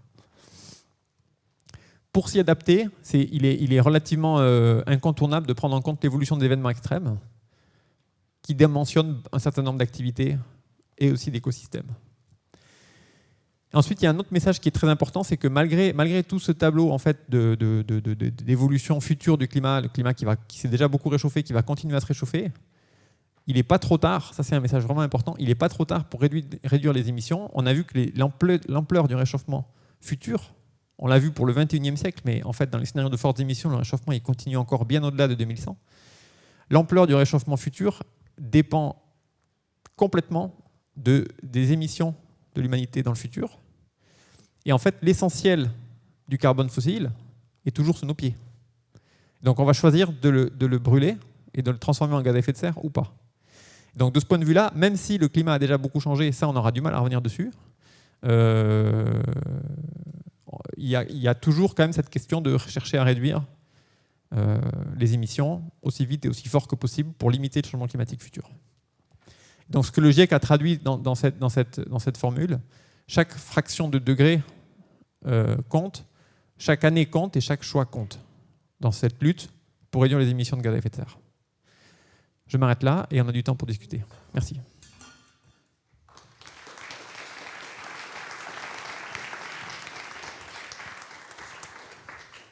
Alors, est-ce qu'on a des questions ? On va en prendre peut-être une, deux, trois questions et puis on fera une réponse commune. Merci pour cet exposé très éclairant et très inquiétant. Dans l'avant-dernière diapo, la ligne du bas, vous dites la réduction des émissions de gaz à effet de serre va avoir également des conséquences. Enfin, de nombreux autres secteurs seront impactés par la baisse des émissions de gaz à effet de serre. Est-ce que vous pouvez développer un petit peu ce point ? Merci. Moi, j'ai une question sur un scénario. Il y a eu des articles depuis quelque temps sur un scénario un peu inverse qui dit que le Gulf Stream pourrait s'arrêter ou être impacté et qu'on aurait, alors pas pour la planète, mais pour nous, un refroidissement extrêmement violent.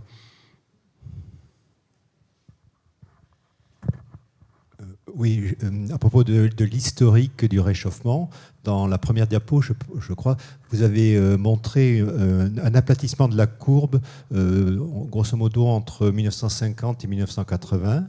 Donc c'était une période de forte croissance et de grosse industrie. Pourquoi ? Je propose qu'on s'arrête là. 3, c'est bien pour commencer. Sinon, après, je vais oublier, en fait. Je n'ai pas noté, donc je préfère m'arrêter là. Alors, la première question, c'était sur les secteurs concernés par la baisse des émissions. À titre d'exemple, en France, le premier secteur d'émetteurs, c'est le transport. Le transport, quand on regarde les transports, il y a tout ce qui est mobilité douce, qui émet pratiquement zéro. Il y a l'automobile, évidemment, qui émet beaucoup, parce que beaucoup de gens... Enfin, ce n'est pas le plus intensif en kilomètres parcourus, mais beaucoup de gens utilisent la voiture, et donc c'est un gros secteur. Il y a l'avion, qui émet beaucoup en très peu de temps. Même si au final, à la fin, comme il y a finalement peu de gens qui prennent l'avion, ils ne le prennent pas très souvent, donc le total, ce n'est pas énorme. Enfin, en termes de quantité, c'est quand même non négligeable. Et ensuite, il y a le train et le bateau qui émettent moins. Donc là, si on veut réduire fortement les émissions à l'échelle de la France, donc ça, c'est déjà quelque chose qui est déjà un peu en cours, en fait, engagé. On cherche à favoriser des modes de mobilité qui sont assez sobres en émissions de carbone, et donc ça a un impact sur l'automobile, des choses qu'on voit en ce moment. Donc voilà, on peut citer le transport, on peut citer l'agriculture. L'agriculture, outre l'enjeu de l'adaptation, il y a un vrai sujet de l'agriculture qui est un poste d'émissions important, et donc de changement de pratique pour réduire les émissions. Il y a tout un tas d'activités industrielles. Il y a tout ce qui est confort thermique des bâtiments, et mode de chauffage de façon générale. Donc à nouveau, on voit bien qu'il y a des politiques publiques déjà enclenchées sur ces sujets-là pour essayer de diminuer les émissions. Mais c'est des secteurs, c'est une problématique un peu différente de celle de vraiment la réponse au réchauffement et à l'impact du changement climatique. Alors la question sur le Gulf Stream. C'est une bonne question. Et je suis content de l'avoir parce qu'en fait, beaucoup de gens se la posent cette question, donc c'est très bien. Donc, l'Europe bénéficie d'un climat qui est influencé par... Donc l'Europe est une façade atlantique. À l'ouest de l'Europe, on a l'océan Atlantique Nord. Cet océan Atlantique, donc le fait que ce soit une façade atlantique bénéficie d'un climat doux parce qu'on est sous l'influence océanique en hiver. Donc il ne fait pas très froid l'hiver. Pour notre latitude, 45 degrés nord à peu près. Et en plus, cet océan Atlantique Nord, il a une particularité, quelque chose qui est un peu unique, c'est qu'il y a différents courants, dont le Gulf Stream. Okay, une partie du Gulf Stream est liée au vent dominant et au fait qu'il y a des vents dominants d'ouest. On a un courant équivalent au Gulf Stream dans le Pacifique. Donc c'est pas juste la connexion avec l'Arctique. Ces vents dominants, ils sont liés à la rotation de la Terre. Ça ne va pas changer. Donc en aucun cas, le Gulf Stream va s'arrêter complètement dans le futur. Par contre, une partie du Gulf Stream, elle est pilotée par la formation d'eau lourde dans l'Arctique. Donc l'océan Atlantique est le seul qui est vraiment bien connecté à l'océan Arctique. Donc il y a des eaux lourdes qui sont dans l'Arctique et qui tombent au fond de l'océan, ça s'appelle la circulation thermohaline, et ça pompe une partie des eaux chaudes de l'Atlantique tropical vers nos régions de moyenne latitude, et donc ça participe à avoir un océan Atlantique chaud, et le fait d'avoir un océan Atlantique chaud participe à avoir des hivers doux en Europe. Et donc les gens se posent la question, mais alors si ce moteur-là, du courant océanique, à nouveau, ce n'est pas l'intégralité, mais c'est une part non négligeable, si ce moteur-là venait à s'éteindre parce que l'Arctique est plus chaud, donc l'eau est plus chaude dans l'Arctique, et donc comme elle est plus chaude, elle est moins lourde et elle va moins tomber. Qu'est-ce qui se passe pour le climat de l'Europe ? Alors, pour l'instant, ce que nous apprennent nos modèles de simulation du climat, c'est qu'on aurait dans ce cas-là un ralentissement de la circulation, donc de l'apport d'eau chaude dans l'océan Atlantique Nord. Mais dans le même temps, on a quand même une intensification de l'effet de serre très forte. Donc le bilan net pour l'Europe, dans tout ce que simulent nos modèles, ce n'est pas du tout un refroidissement. Ça reste un réchauffement. Ça reste un réchauffement important. Simplement, il est un petit peu atténué, et il est surtout un petit peu atténué en hiver par rapport à ce qu'on aurait sans ces changements de courant dans l'océan. Il se pourrait qu'il y ait un endroit du globe où, si vraiment cette diminution des courants devait s'opérer, il y ait un refroidissement net. Et ça, c'est en plein milieu de l'océan, au large de la pointe sud du Groenland, un endroit où il n'y a pas grand monde. Mais pour l'Europe de l'Ouest, dont la France, en fait, cet effet-là tend à induire un réchauffement qui est plus faible en hiver qu'en été. Donc ça, je ne l'ai pas dit, mais j'aurais dû d'ailleurs. Oubli de ma part. Réchauffement nettement plus fort en été dans nos régions qu'en hiver. Enfin, nettement plus fort, oui, sensiblement plus fort. Et l'évolution des courants océaniques, en fait, qui est quantifiée et prise en compte dans les simulations, participe à ça. Mais on ne s'attend pas du tout à un refroidissement. Voilà. Et puis la troisième question, du coup, 3 c'est déjà trop pour moi, donc je l'ai oublié. L'historique, oui, merci. Merci. Donc ça, le mieux, c'est d'aller voir la courbe. Voilà, elle est là. Donc en fait, effectivement, il y a une petite période de temps, ici, là, entre les années 40 et puis les années 70, où il n'y a pas de hausse, voire il y a une légère baisse. Et effectivement, très bonne remarque, c'est une période de temps, après-guerre, après Seconde Guerre mondiale, c'est le début des 30 Glorieuses, donc c'est une période de temps de croissance économique assez forte. Et qui dit croissance économique dans l'histoire du monde récent, signifie aussi croissance des émissions de gaz à effet de serre. C'est deux choses qui ont été toujours très, très intimement liées. Il se trouve que pendant cette période de temps, alors d'une part, à l'époque, on est sur une vitesse du changement et des émissions qui sont quand même un cran en dessous de ce qu'elles sont aujourd'hui. Et donc la variabilité interne joue un rôle un petit peu plus fort. Mais surtout, ce qui joue ici, c'est qu'en même temps qu'on a eu cette augmentation de l'effet de serre, on a eu aussi beaucoup d'émissions d'aérosols. Donc, je dis tout à l'heure qu'il y avait les aérosols, c'était un des produits des activités humaines qui tend à refroidir le climat. Alors, la différence des aérosols et des gaz à effet de serre, c'est que les aérosols, ils restent dans l'atmosphère une dizaine de jours. Le CO2, qu'on envoie dans l'atmosphère, il est là pour de l'ordre du siècle. Et en fait, une part de ce CO2 même restera là plusieurs millénaires. Et donc, il y a une différence de constante de temps. Donc, si simultanément, on se met à émettre des gaz à effet de serre et des aérosols, pendant un petit moment, en fait, les aérosols vont masquer un peu. Mais sauf qu'ils sont en permanence évacués.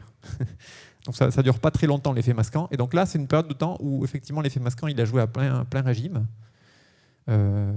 Notamment parce que ces aérosols, ils sont aussi la conséquence de la combustion de charbon, par exemple. Le charbon est un assez fort producteur d'aérosols. Donc, il y a eu cet effet masquant, et puis l'effet masquant, il s'est estompé. Et donc, je ne l'ai pas dit, mais en France, j'ai dit qu'en France, il n'y avait pratiquement pas de réchauffement jusqu'au milieu de la décennie 1980. C'est parce qu'en Europe, ça fait partie des centres des pays un peu développés, donc, sur lesquels il y a eu beaucoup d'émissions d'aérosols. Et donc, cet effet masquant, il a opéré pendant quasiment la totalité du XXe siècle, jusqu'à la décennie 1980. Et ensuite, ça s'est arrêté, parce que les émissions d'aérosols, non seulement elles n'ont pas été maintenues en Europe, même elles ont diminué. Donc on a eu le réchauffement induit par l'augmentation de l'effet de serre et en fait un réchauffement additionnel induit par la baisse des quantités d'aérosols dans l'atmosphère qui est venu s'ajouter. Et donc on a eu un réchauffement très rapide depuis 40 ans, modulé par cet historique des émissions d'aérosols. On peut prendre une nouvelle salve de questions. Peut-être deux, je vais prendre par deux peut-être parce que... Oui, vous avez dit que dans le cadre de l'adaptation, on a en ce moment beaucoup de climatiseurs. Moi, je m'inquiète. Voilà. Donc, je ne sais pas si ça produit du CO2, je ne sais pas quel est le poids, mais enfin, c'est un peu comme la voiture. Hein. C'est-à-dire, peut-être ça ne produit pas grand-chose, mais comme on va être très nombreux à avoir des climatiseurs, qu'est-ce que ça donne ?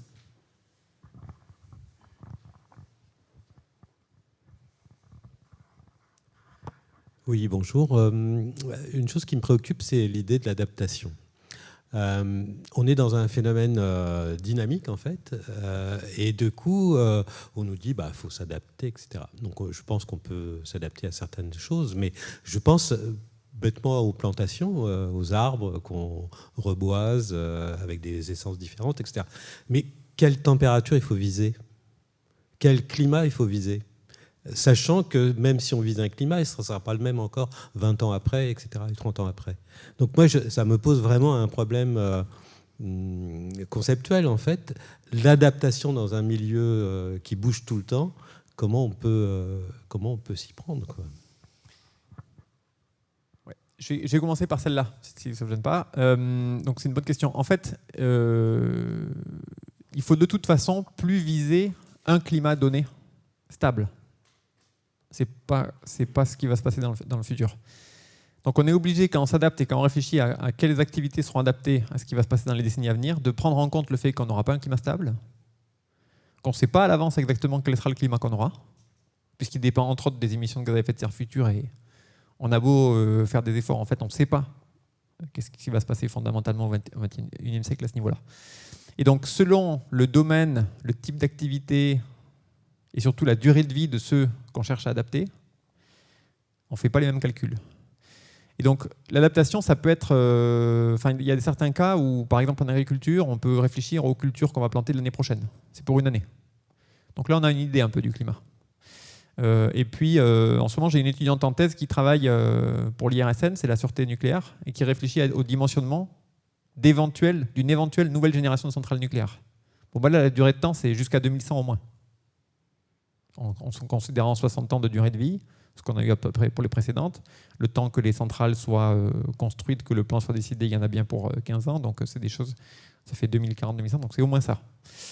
Et donc là, c'est une problématique infrastructure, on a besoin de s'adapter au pire cas en fait. On a besoin de savoir quel est le niveau de température. Donc là, nous on réfléchit aux températures maximales, mais il y a des problématiques aussi pour la quantité d'eau, par exemple, utilisée pour refroidir ces centrales. On est obligé de prendre en compte quel est le scénario du pire, en fait, contre lequel ces centrales doivent être résilientes si on les construit. Et vous avez raison de pointer que pour les arbres, c'est un des problèmes les plus difficiles, en fait. Parce que les arbres, si on prend le pire scénario possible, en fait, il va peut-être faire beaucoup moins chaud que ça, et auquel cas, on va planter que des arbres, disons, du Maghreb, et puis ils ne seront peut-être pas adaptés à un climat qui sera plus frais ou plus humide. Et donc pour les arbres, en fait, on a à la fois une durée de vie assez longue, et puis on a besoin d'avoir une idée du climat moyen sur la période. Et en fait, c'est des choses qu'on n'a pas vraiment. Et donc, ce que j'observe en termes de pratique du monde forestier actuellement, c'est d'essayer d'éviter les monocultures, de favoriser la diversité d'espèces, et en considérant que dans cette diversité d'espèces, en fonction des diverses futurs possibles, dans le panel d'espèces qu'on plante, on en a certaines qui seront adaptées au moins au climat du futur. Mais je pense que ça, c'est un des cas les plus difficiles. Ensuite, il y avait une question sur tout ce qui est climatisation. Alors, je pense je crois qu'il y aura des exposés ensuite sur le climat urbain. Donc je pense que la question de la climatisation, notamment en termes d'effets climatiques des climatiseurs. C'est-à-dire qu'en fait, la climatisation, ça refroidit le logement, mais ça réchauffe l'extérieur. Et à l'échelle d'une ville, si tout le monde fait ça quand il fait très chaud, ça peut avoir un effet sur la température moyenne de la ville. Bon, ça c'est une chose. Mais moi, je ne vais pas en parler, parce que je laisse ça à Julia qui en parlera dans 2 mois. Et puis, je vais me concentrer sur juste la partie énergétique. Donc, qu'est-ce que sont les émissions de gaz à effet de serre liées à ça? Parce que c'est une partie de la question. En général, ça marche à l'électricité.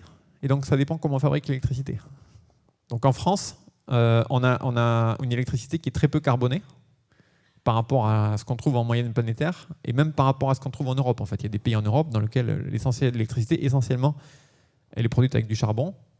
Donc la voiture électrique, par exemple, ça n'a pas d'intérêt du tout pour les gaz à effet de serre. Si l'électricité qu'on y met dedans elle est issue du charbon au départ, ça n'a pas d'intérêt. Si l'électricité est décarbonée, alors ce n'est pas beaucoup de carbone. Mais ça reste un poste énergétique important qu'il faut prendre en compte. Et donc après j'ignore si en termes de technologie, selon les types de clim, il peut y avoir peut-être d'autres émissions de gaz à effet de serre un peu plus faibles, parce que les fluides qu'on utilise des fois pour transporter l'énergie comme ça joue, mais je pense que c'est des choses faibles. Donc la première chose, c'est ça, c'est le bilan énergétique et d'où vient l'électricité qu'on utilise, quoi. Bon, du reste, après, il y a aussi ce genre de... Bon, disons... en fait, dans nos pays, on est habitué à avoir recours au confort thermique pour le froid, et on est moins habitué à y avoir recours pour le chaud. Et donc, en fait, souvent, on juge déraisonnable de ne pas se chauffer l'hiver, et puis on a un peu mauvaise conscience quand on se refroidit l'été. On se rafraîchit, disons. Mais là, on est face à un climat qui évolue, quoi. Donc cette norme-là, elle va peut-être évoluer aussi. Et il est évident que quand on commence à avoir 30 degrés ou plus dans un logement, ça commence à être très, très inconfortable. Donc si on compare au froid, par exemple, en général, on dit, oui, s'il fait 10-12 degrés dans un logement, c'est pas acceptable. Donc je pense que en fait, les mentalités vont évoluer aussi par rapport à ce genre de choses. Oui, je voulais savoir si vous aviez étudié la période post-Covid. Est-ce qu'il y a eu un impact, une étude, puisque là c'était un cas d'école au niveau international? Excusez-moi. Moi, je voudrais savoir s'il y a un impact des GES sur les radiations solaires. Parce que sur la température, ok, mais sur l'intensité de la radiation. C'est-à-dire le fait que le soleil brûle plus. Est-ce que c'est que corrélé à la température ou est-ce que les gaz à effet de serre peuvent avoir un effet là-dessus? Ok, merci. Alors, le Covid, on le voit ici, là. Le Covid, c'est ce point, l'année 2020, là. Donc, on voit le total des émissions de gaz à effet de serre.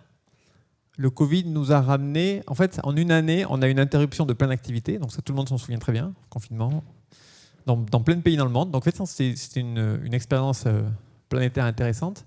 En fait, c'est 7% d'émissions de CO2 en moins pendant une année. Et l'année d'après, on a tout rattrapé. Si on regarde la courbe, en fait, 7% en moins, ça nous ramène juste 4-5 années en arrière. Et puis on voit bien que ça a été rattrapé depuis. Et depuis, on a dépassé le record. Donc l'effet climatique de ce genre de réduction des émissions ponctuelles, on va être clair, c'est zéro. Quasiment zéro. C'est de l'ordre du... Je crois que les gens ont fait les calculs, c'est entre le 10 millième et le millième de degré, je crois. Voilà. Pour avoir un effet sur le climat, les 7% de réduction qu'il y a eu sur une année, il faut faire 7% chaque année en continuant à faire moins 7% ensuite. Et là, on est sur la trajectoire d'un scénario accord de Paris. Voilà. Donc ça, c'est pour prendre la mesure de ce que signifie la réduction sur un rythme rapide à échelle planétaire des émissions de gaz à effet de serre qui est requise pour un scénario, disons, de type 1,5 degré. Pardon, j'ai oublié la deuxième, juste le mot-clé. Radiation, merci. Les radiations. Alors, en fait, les gaz à effet de serre ont une influence sur le bilan radiatif, oui. Mais donc, dans le bilan radiatif, il y a deux catégories de rayonnement. Il y a le rayonnement solaire, visible, celui qu'on voit, et il y a le rayonnement infrarouge. Donc, l'effet de serre, ça agit sur l'infrarouge. L'infrarouge qui est émis par la surface et qui, normalement, s'échappe vers l'espace. Il s'échappe toujours vers l'espace, mais un peu moins, parce que les gaz à effet de serre vont le retenir, en fait, vont l'intercepter dans l'atmosphère. C'est ça le mécanisme de l'effet de serre, c'est que le rayonnement infrarouge par lequel la Terre normalement se refroidit et compense le rayonnement solaire reçu, ce rayonnement infrarouge-là est bloqué par les gaz à effet de serre. Donc il est retenu. Alors en termes de variation de rayonnement solaire, non, les gaz à effet de serre n'ont pas d'effet sur le rayonnement solaire. Par contre, il y a d'autres choses qu'on peut signaler. D'abord, tout ce qui est réaction de la peau, coup de soleil. En fait, ce n'est pas complètement décorrélé de la température. Donc, quand il fait plus chaud, il y a un effet qui est plus fort. En fait, c'est une brûlure, hein, donc la température joue. La deuxième chose, c'est que singulièrement en Europe, je l'ai dit déjà un peu tout à l'heure, mais par contre, on a diminué les émissions d'aérosols. Et les aérosols, eux, ils jouent sur la partie visible du spectre. Donc, ils jouent sur le rayonnement solaire. Et donc, on sait aujourd'hui qu'il y a plus de rayonnement solaire qui arrive, en particulier en été, qu'il y a 40 ans, parce qu'on émet moins d'aérosols. Les aérosols interceptent ce rayonnement. Donc c'est un effet parasol, et ça, il diminue. Et en fait, si on continue d'améliorer la qualité de l'air, cet effet-là va continuer à diminuer. Donc on peut s'attendre à... Enfin voilà, là, il y a un effet, il y a une modulation claire du rayonnement solaire. J'en prends deux nouvelles. Et moi, c'est une question par rapport au méthane, qui est quand même, par rapport au CO2, autrement encore plus nocif. Et si les températures continuent à augmenter dans les régions nordiques, quand le permafrost va fondre, il y aura un dégagement cataclysmique de méthane. Donc je ne sais pas si le GIEC l'a déjà anticipé comme scénario catastrophe, mais qui est quand même pas improbable.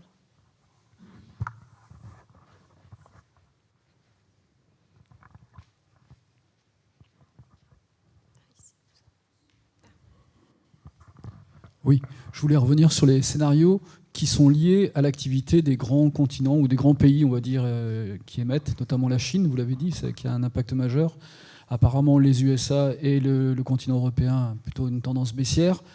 La Chine haussière, l'Inde haussière. On ne parle pas du continent africain, Donc je ne sais pas ce qu'on envisage, mais est-ce qu'il y a un scénario qui entre guillemets, essaie d'approcher les efforts ou pas que vont faire ces grands émetteurs que sont l'Inde et la Chine notamment?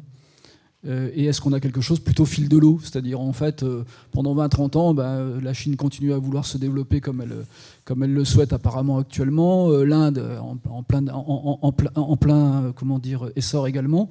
Continent africain, je ne sais pas, parce qu'on peut s'attendre aussi peut-être à un développement et à des émissions plus importantes. Est-ce qu'il y a un scénario qui se rapproche un peu du fil de l'eau et de quelque chose de, entre guillemets, pas pessimiste, mais pas très optimiste non plus? Ouais, merci pour la question. Donc, ça, c'est la question en gros de où on se trouve. Donc, moi, j'ai présenté plusieurs scénarios, différents types de futurs possibles. Et effectivement, il y a une question que tout le monde se pose légitimement, c'est OK, mais actuellement, on est sur quelle trajectoire? Ça, ce sont... Alors là, vous reconnaissez, il y en a un petit peu plus, mais c'est les mêmes scénarios que j'ai montrés tout à l'heure. Donc, le plus vertueux qui est en vert, là. On a ensuite celui qui est en noir, c'est le 2 degrés. Ensuite, ça, c'est du 3 degrés. 4 et 5. Et ces scénarios, ils existent depuis un certain temps, déjà, 2010.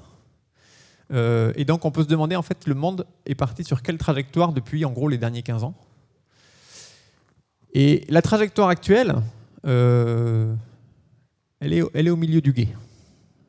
Ce n'est pas des scénarios de très fortes émissions. Le rythme actuel de hausse des émissions. Donc ça, c'est pas... Alors, là, il n'y a pas le détail par continent, par grand pays, par grande structure géopolitique comme ça, mais en fait, il y a la vision agrégée. Et il n'y a pas la vision agrégée du futur en fonction des promesses, des efforts, etc., mais même déjà du passé. Donc déjà, sur les derniers 10-15 ans, on est sur une trajectoire d'augmentation des émissions. Les émissions continuent à augmenter, mais elles augmentent à un rythme assez faible, surtout si on regarde par rapport à ce qui s'est passé plus tôt. Et donc, elles nous situent à peu près sur un scénario de type SSP 4.5, et donc c'est à peu près 3 degrés.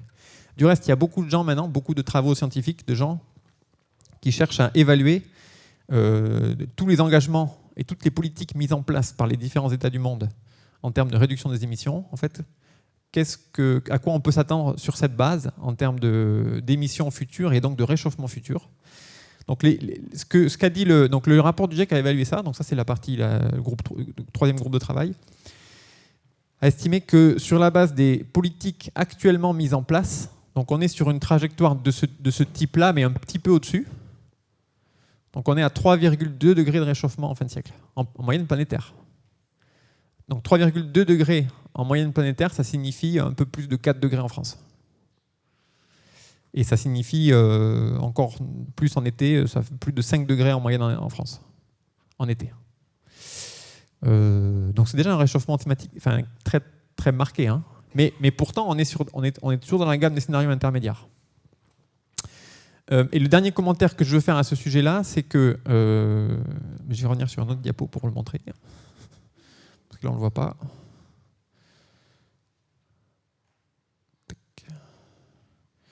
C'est que, en fait,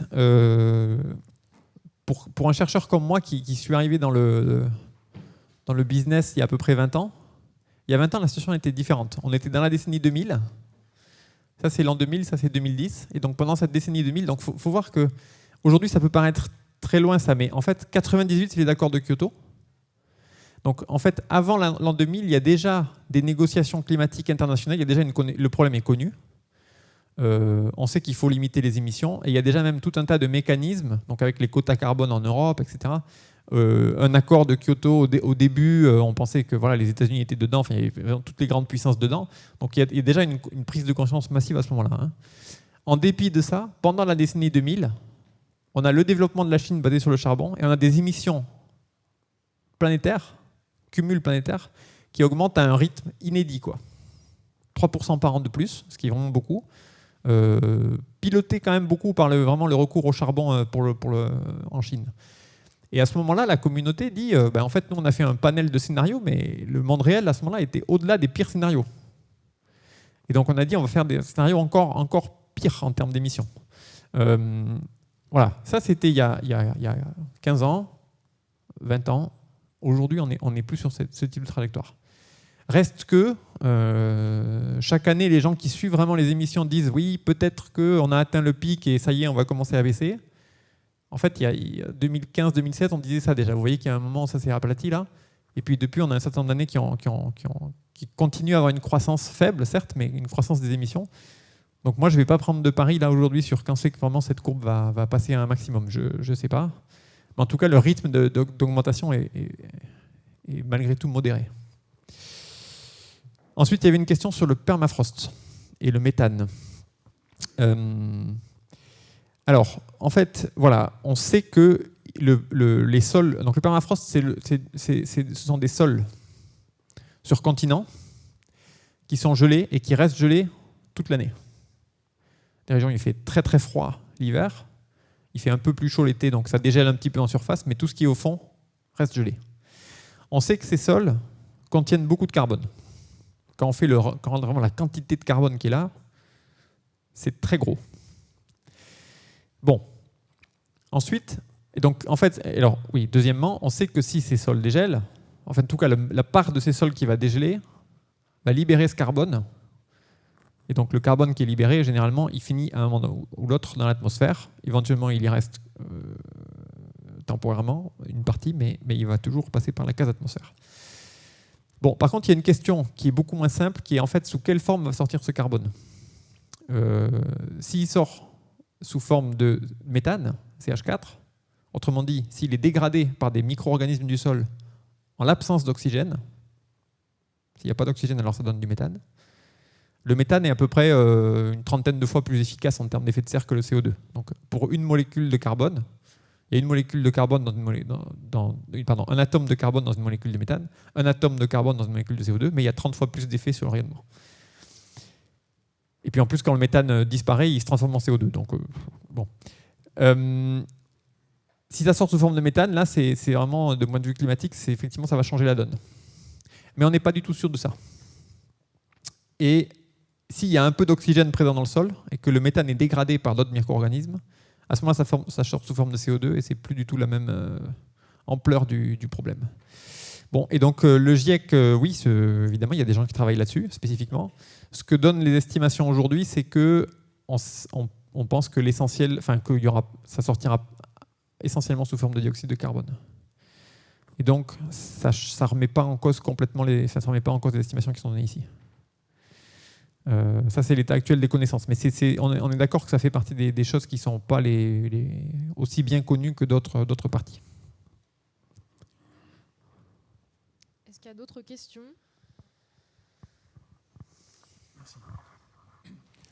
Je voudrais adresser le point de l'habitabilité, puisqu'en fait, il va y avoir des augmentations de température, des augmentations d'humidité, et il paraît qu'il y aurait des régions du monde qui seraient plus habitables. Donc, ma question, c'est quelles sont les conditions d'habitabilité et est-ce qu'en fonction des différents scénarios, on a une idée des populations qui sont impactées ? Merci. Bonjour, merci pour cette conférence très intéressante. Vous avez présenté au début, dans les scénarios, deux courbes qui étaient très optimistes. Vous indiquiez qu'on avait la possibilité, matérielle visiblement, d'avoir une absorption de CO2 ou une émission négative de CO2. Vous pourriez nous détailler quels sont les ingrédients qui rentrent dans ces scénarios ? Ok, alors l'habitabilité, oui, c'est une bonne question. En fait, je ne suis pas un expert de ça, mais bon, ce que j'en connais, c'est que le corps humain, pour se refroidir, transpire. Le mécanisme, c'est qu'on transpire, donc on a de l'eau qui sort par les pores de la peau. Cette eau s'évapore, et comme elle s'évapore, en fait, ça nous fait baisser la température. Donc le point clé, c'est l'évaporation. Voilà, le corps humain, c'est le mécanisme par lequel il peut se refroidir. Comme le corps est à 37 degrés, il doit y rester pour qu'on soit raisonnablement en bonne santé. Il faut que l'eau qu'on transpire et qui est à 37 degrés puisse s'évaporer. Donc il y a un cas qui est très clair, c'est que si le point de rosée, donc ça veut dire si l'atmosphère extérieure contient suffisamment trop d'eau, en fait il fait trop chaud et puis le point de rosée est à plus de 37 degrés, là il n'y a plus d'évaporation de l'eau, de la transpiration. Et donc là, l'homme n'a plus de mécanisme pour se refroidir en fait. Et donc si l'homme ne se refroidit pas, on meurt assez vite. Du reste, c'est pas très connu. J'ai parlé un peu d'impact de la chaleur sur la santé, mais donc, nos régions sont assez loin de ce genre de seuil aujourd'hui et même demain. Parce qu'il faut une atmosphère qui est très chaude, mais qui est très très humide aussi, ce qui n'est pas le cas ici. Bon, mais donc là, juste, j'ouvre une parenthèse. Indépendamment de ça, le coup de chaud, c'est-à-dire le fait par exemple, d'aller faire un footing s'il fait très chaud, ou de ne pas arriver à se refroidir efficacement à un moment donné parce que l'organisme est affaibli, quelle que soit la raison, c'est pas très connu, mais même pour des gens jeunes en bonne santé, c'est mortel. C'est pour ça qu'il y a des dégâts d'ailleurs quand il y a des canicules. Enfin, c'est vraiment, en fait, les médecins nous disent en termes d'événements météo extrêmes, ce qui est le plus dangereux vraiment de loin pour la santé, c'est la chaleur. Bon, donc je referme la parenthèse. Donc maintenant, effectivement, il y a une littérature récente qui indique que un certain nombre de régions du monde va franchir ce type de seuil à la fois de chaleur élevée et d'humidité élevée. Donc on parle de chaleur humide. Et notamment une des régions de la bande tropicale, parce que c'est là qu'il y a la chaleur humide la plus forte. Alors là où je suis tout petit peu plus prudent, c'est que ce que prennent les gens comme seuil, donc il est clair qu'un grand nombre de régions et de gens vont être exposés à des niveaux de chaleur humide qui n'existaient pratiquement pas dans le climat d'avant. J'ai pas le graphique là pour le montrer, ça, j'aurais pu l'avoir. Par contre, à quel point on sait qu'il y a des limites dures à la survie de l'humain, mais les seuils qui sont pris pour faire ces calculs sont, je ne sais pas à quel point c'est toujours absolument un seuil très dur. C'est toujours difficile de mettre un seuil parce qu'évidemment quelqu'un qui est en très très bonne santé, jeune, sportif, par rapport à quelqu'un qui est moins, c'est ça, les problèmes de santé ne vont pas se poser exactement au même seuil. Et donc il y a cette petite discussion, c'est-à-dire que voilà, habitabilité. En tout cas, il y a des fois des études qui basent sur des seuils. En fait, ces seuils ont déjà été dépassés dans le passé dans des endroits où il y a des gens qui habitent et ils habitent toujours. Donc, c'est pas toujours comme ça super binaire, quoi. Voilà.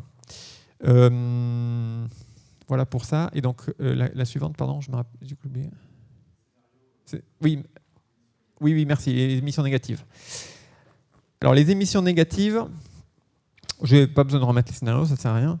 Donc, comment on fait pour avoir un mode qui est en net négatif ? En fait, il faut arriver à absorber du carbone qui est dans l'atmosphère par des activités humaines. Alors, il y a une façon très simple, par exemple, c'est on émet 0 et on plante des nouvelles forêts. Donc, les forêts qu'on plante, elles vont absorber du carbone en poussant. Et donc, c'est équivalent à une émission négative. Donc les forêts, elles ont un statut, quand on fait le décompte des émissions, les forêts, elles ont un statut un peu hybride, parce que certaines forêts, on considère que c'est la nature, et puis il y a des forêts qui sont administrées, gérées par l'homme, et ça, on considère que c'est nous qui pilotons les émissions associées à ces forêts. Mais donc, effectivement, si on se met à massivement planter de la forêt, on peut avoir des émissions négatives. Alors ensuite, il y a tout un sujet qui est, est-ce qu'on va arriver à... Donc ça marche le temps que les arbres poussent, en fait. Et puis une fois qu'ils ont atteint leur taille adulte et puis que la forêt vraiment devient un peu ancienne, les arbres naturellement meurent et puis relarguent le carbone qu'ils ont stocké. Donc après, une forêt qui est stable et présente depuis très longtemps, elle ne fixe plus de carbone, elle est à l'équilibre. En fait. Bon, mais donc quand on plante une nouvelle forêt, là, il y a une absorption de carbone. Donc ça, c'est une façon. Et ensuite, il y a toutes les technologies qui ont fait beaucoup parler d'elles à un moment donné, de stockage du carbone, qui aujourd'hui ne sont pas vraiment opérationnelles, mais peut-être qu'elles le seront un jour. Donc, notamment, c'est par exemple l'idée de faire pousser des forêts, ensuite récupérer ce carbone, alors pas sous forme de bois, mais je ne détaille pas, et à la fin d'arriver à le stocker dans des réservoirs géologiques. Et par exemple, les gens parlent de remettre du carbone comme ça, là d'où il vient, c'est-à-dire dans les réservoirs où il y avait des énergies fossiles avant. Voilà, c'est fait partie des choses sur la table. Il y en a d'autres, des techniques, je ne les connais pas toutes, mais c'est pour donner des idées. Alors, on va prendre un dernier 2-3 questions avant de passer au mot conclusif. Oui, merci. Les prévisions du GIEC sont des prévisions au niveau planétaire. Comment passe-t-on en fait de ces prévisions planétaires, mondiales, au niveau local ou régional ? Est-ce que vous, notamment, disons, vous travaillez en fait, disons, sur des calculs en fait qui visent, disons, à faire des prévisions, des projections sur le climat en Occitanie, voire même, disons, sur des zones plus petites.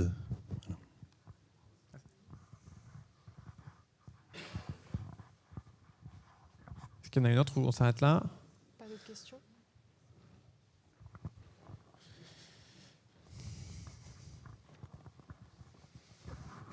Vous avez parlé tout à l'heure de l'importance des puits de carbone. On se doute bien que les forêts sont affectées par le réchauffement climatique. On parle aussi d'acidification des océans et d'impact sur le plancton. Donc je me demandais comment la destruction de ces puits de carbone était prise en compte dans les scénarios.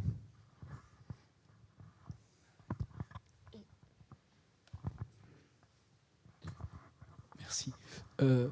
Moi, je voulais savoir s'il y avait des réflexions en cours à plus court terme sur des modifications de vie quotidienne.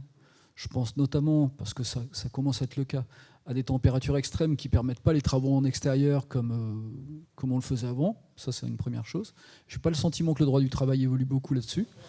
Et la deuxième chose, c'est est-ce qu'on a aussi des réflexions sur, justement, vous parliez des vacances qui ne sont pas du tout reposantes quand on part et qui fait des températures complètement... voilà. Est-ce qu'il y a des décalages qui vont être opérés pour que les gens puissent partir, j'en sais rien, en mai-juin, par exemple, plutôt qu'en juillet-août, qui sont les périodes les plus compliquées? Est-ce qu'il y a des choses qui mûrissent à plus court terme? Je vais répondre à celle-là en premier, parce que... Elle est facile en fait. Je sais pas. Au sens, c'est pas vraiment de notre ressort à nous scientifiques. Je pense que c'est notre ressort d'alerter un peu là-dessus. Mais effectivement, alors je pense avoir vu ces dernières années en France, en cas de vraiment d'épisodes de canicule avec des vigilances lancées par Météo France, des adaptations pour les gens qui travaillent en extérieur. Mais c'est vraiment du cas par cas. Et ça concerne un très petit nombre de jours et même le lieu, en fait. Il n'y a pas du tout de réorganisation massive à échelle d'une saison vers une autre, ce genre de choses. Pour tout ce qui est congé, scolaire ou autre, moi, à titre individuel, je me pose la question souvent. Est-ce que je vais continuer à aller en vacances au même endroit? Mais je ne vois pas ça encore comme débat sur le public, en fait, mais ça pourrait mériter de l'être, je pense. Voilà, alors ensuite, voilà pour cette question. Je reviens sur la question de la régionalisation. Donc effectivement, essayer de déterminer quel sera le climat à échelle locale, en fait à échelle régionale, mais alors régionale en anglais c'est continental, régional en français c'est plutôt un pays ou une région, et même après local. En fait c'est aussi les choses sur lesquelles travaille le GIEC. Donc en fait le GIEC s'appuie sur les publications scientifiques, et il s'appuie aussi sur les simulations réalisées avec des modèles de climat. Donc là, je n'ai pas pris le temps d'expliquer ce qu'était un modèle de climat.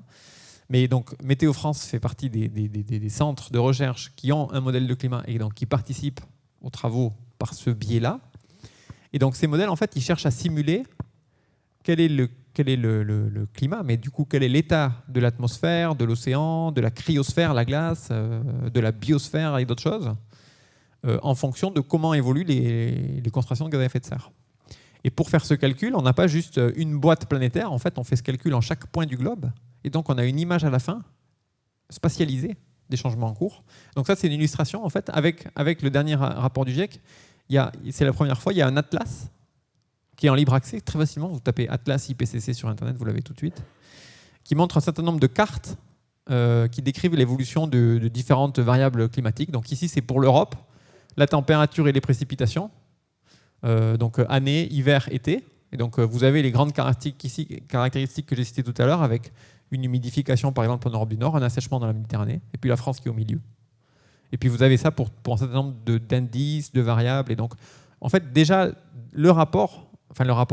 les travaux du GIEC et les travaux surtout scientifiques faits en amont du rapport du GIEC traitent complètement de cette question. Alors après on a par contre une difficulté à aller à un niveau de détail très fin pour avoir exactement les Pyrénées, les bonnes vallées, la bonne topographie, et puis ensuite quelque chose de réaliste à échelle locale. Ça, c'est un enjeu. C'est un enjeu scientifique et il est toujours d'actualité, quoi. Mais il y a déjà des informations spatialisées de disponibles.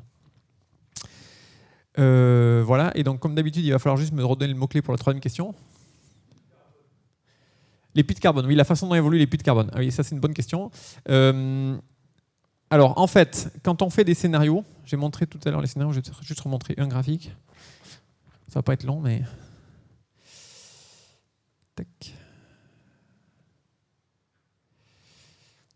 Voilà, quand on fait des scénarios, c'est pas illustré ici, mais ici j'ai illustré les émissions.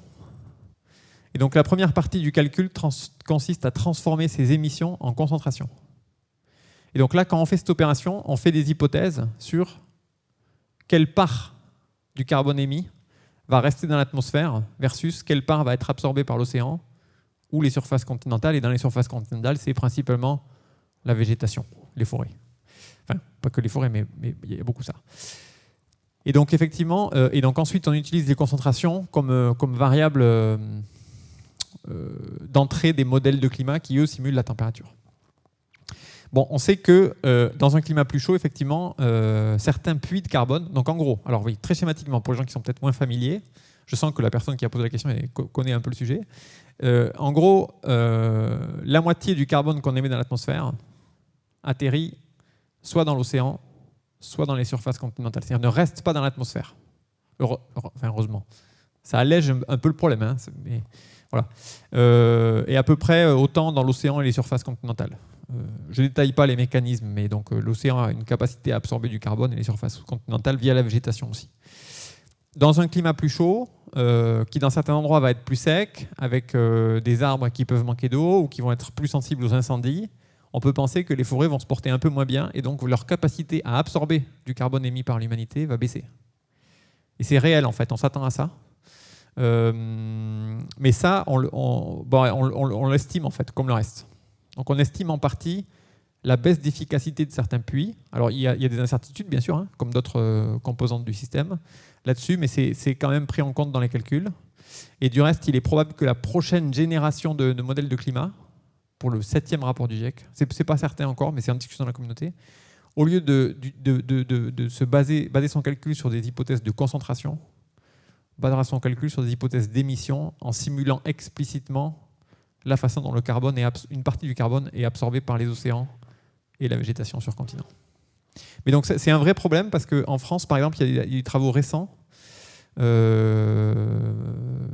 notamment grâce à l'IA, plein de techniques récentes et l'imagerie satellite, qui montrent que le puits de carbone des forêts françaises métropoles a baissé massivement en efficacité au cours des derniers 10 ans, en lien avec la récurrence d'étés secs, pendant lesquels, en fait, alors d'abord il y a des incendies, mais ensuite tu fais de la sécheresse, les arbres perdent beaucoup de leur capacité à émettre du carbone, et même dans certains endroits en réémettent en fait, au lieu d'en absorber. Donc c'est quelque chose d'important, ouais. Merci. Je vous propose peut-être qu'on arrête là. En tout cas, un grand merci à Aurélien Ribes. Je prends la parole simplement 2 minutes pour clore.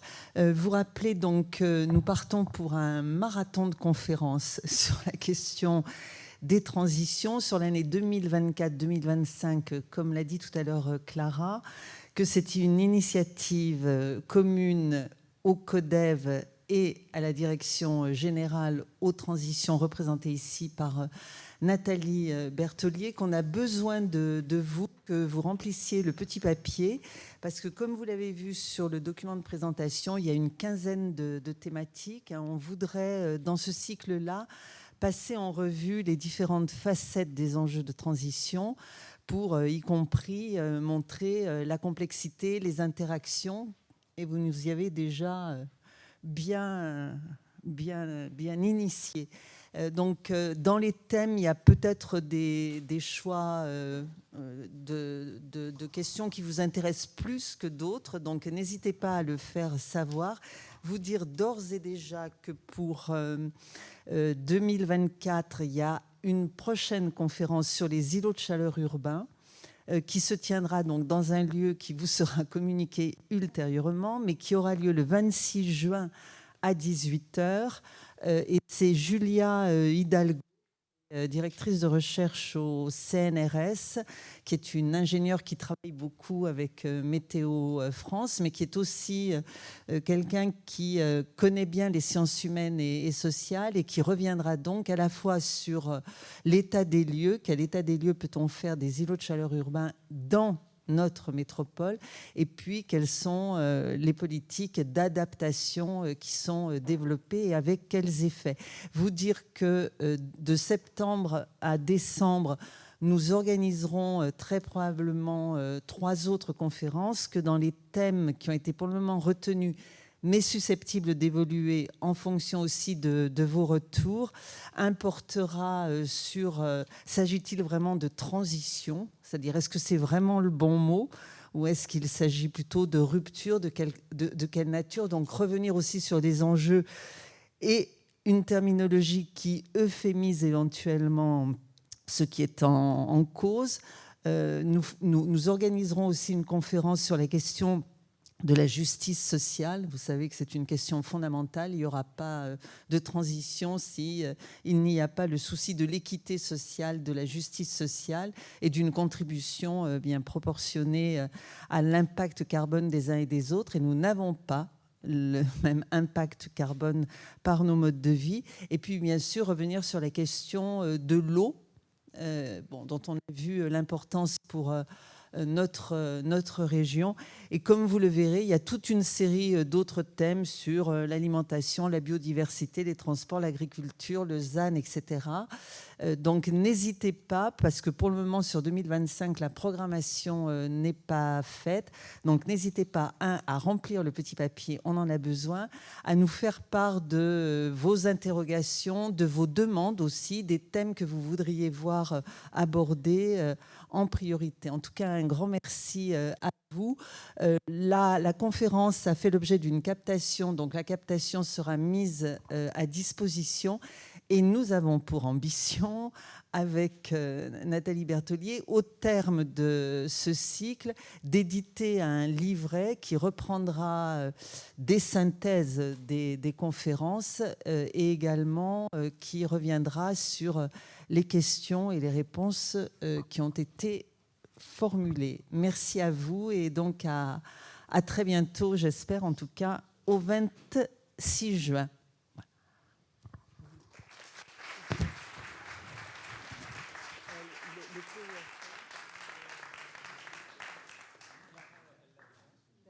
Et vous dire aussi que le PowerPoint sera aussi à votre disposition. Donc, laissez aussi, si vous n'êtes pas membre du CODEV, si vous n'êtes pas membre d'un des services de la métropole, vous pouvez devenir tout à fait ami du CODEV. Et dans ce cas-là, laissez vos coordonnées de manière à ce on vous informe des autres conférences, et 2, qu'on vous fasse parvenir, si vous le souhaitez, les documents. Merci à vous et bonne soirée.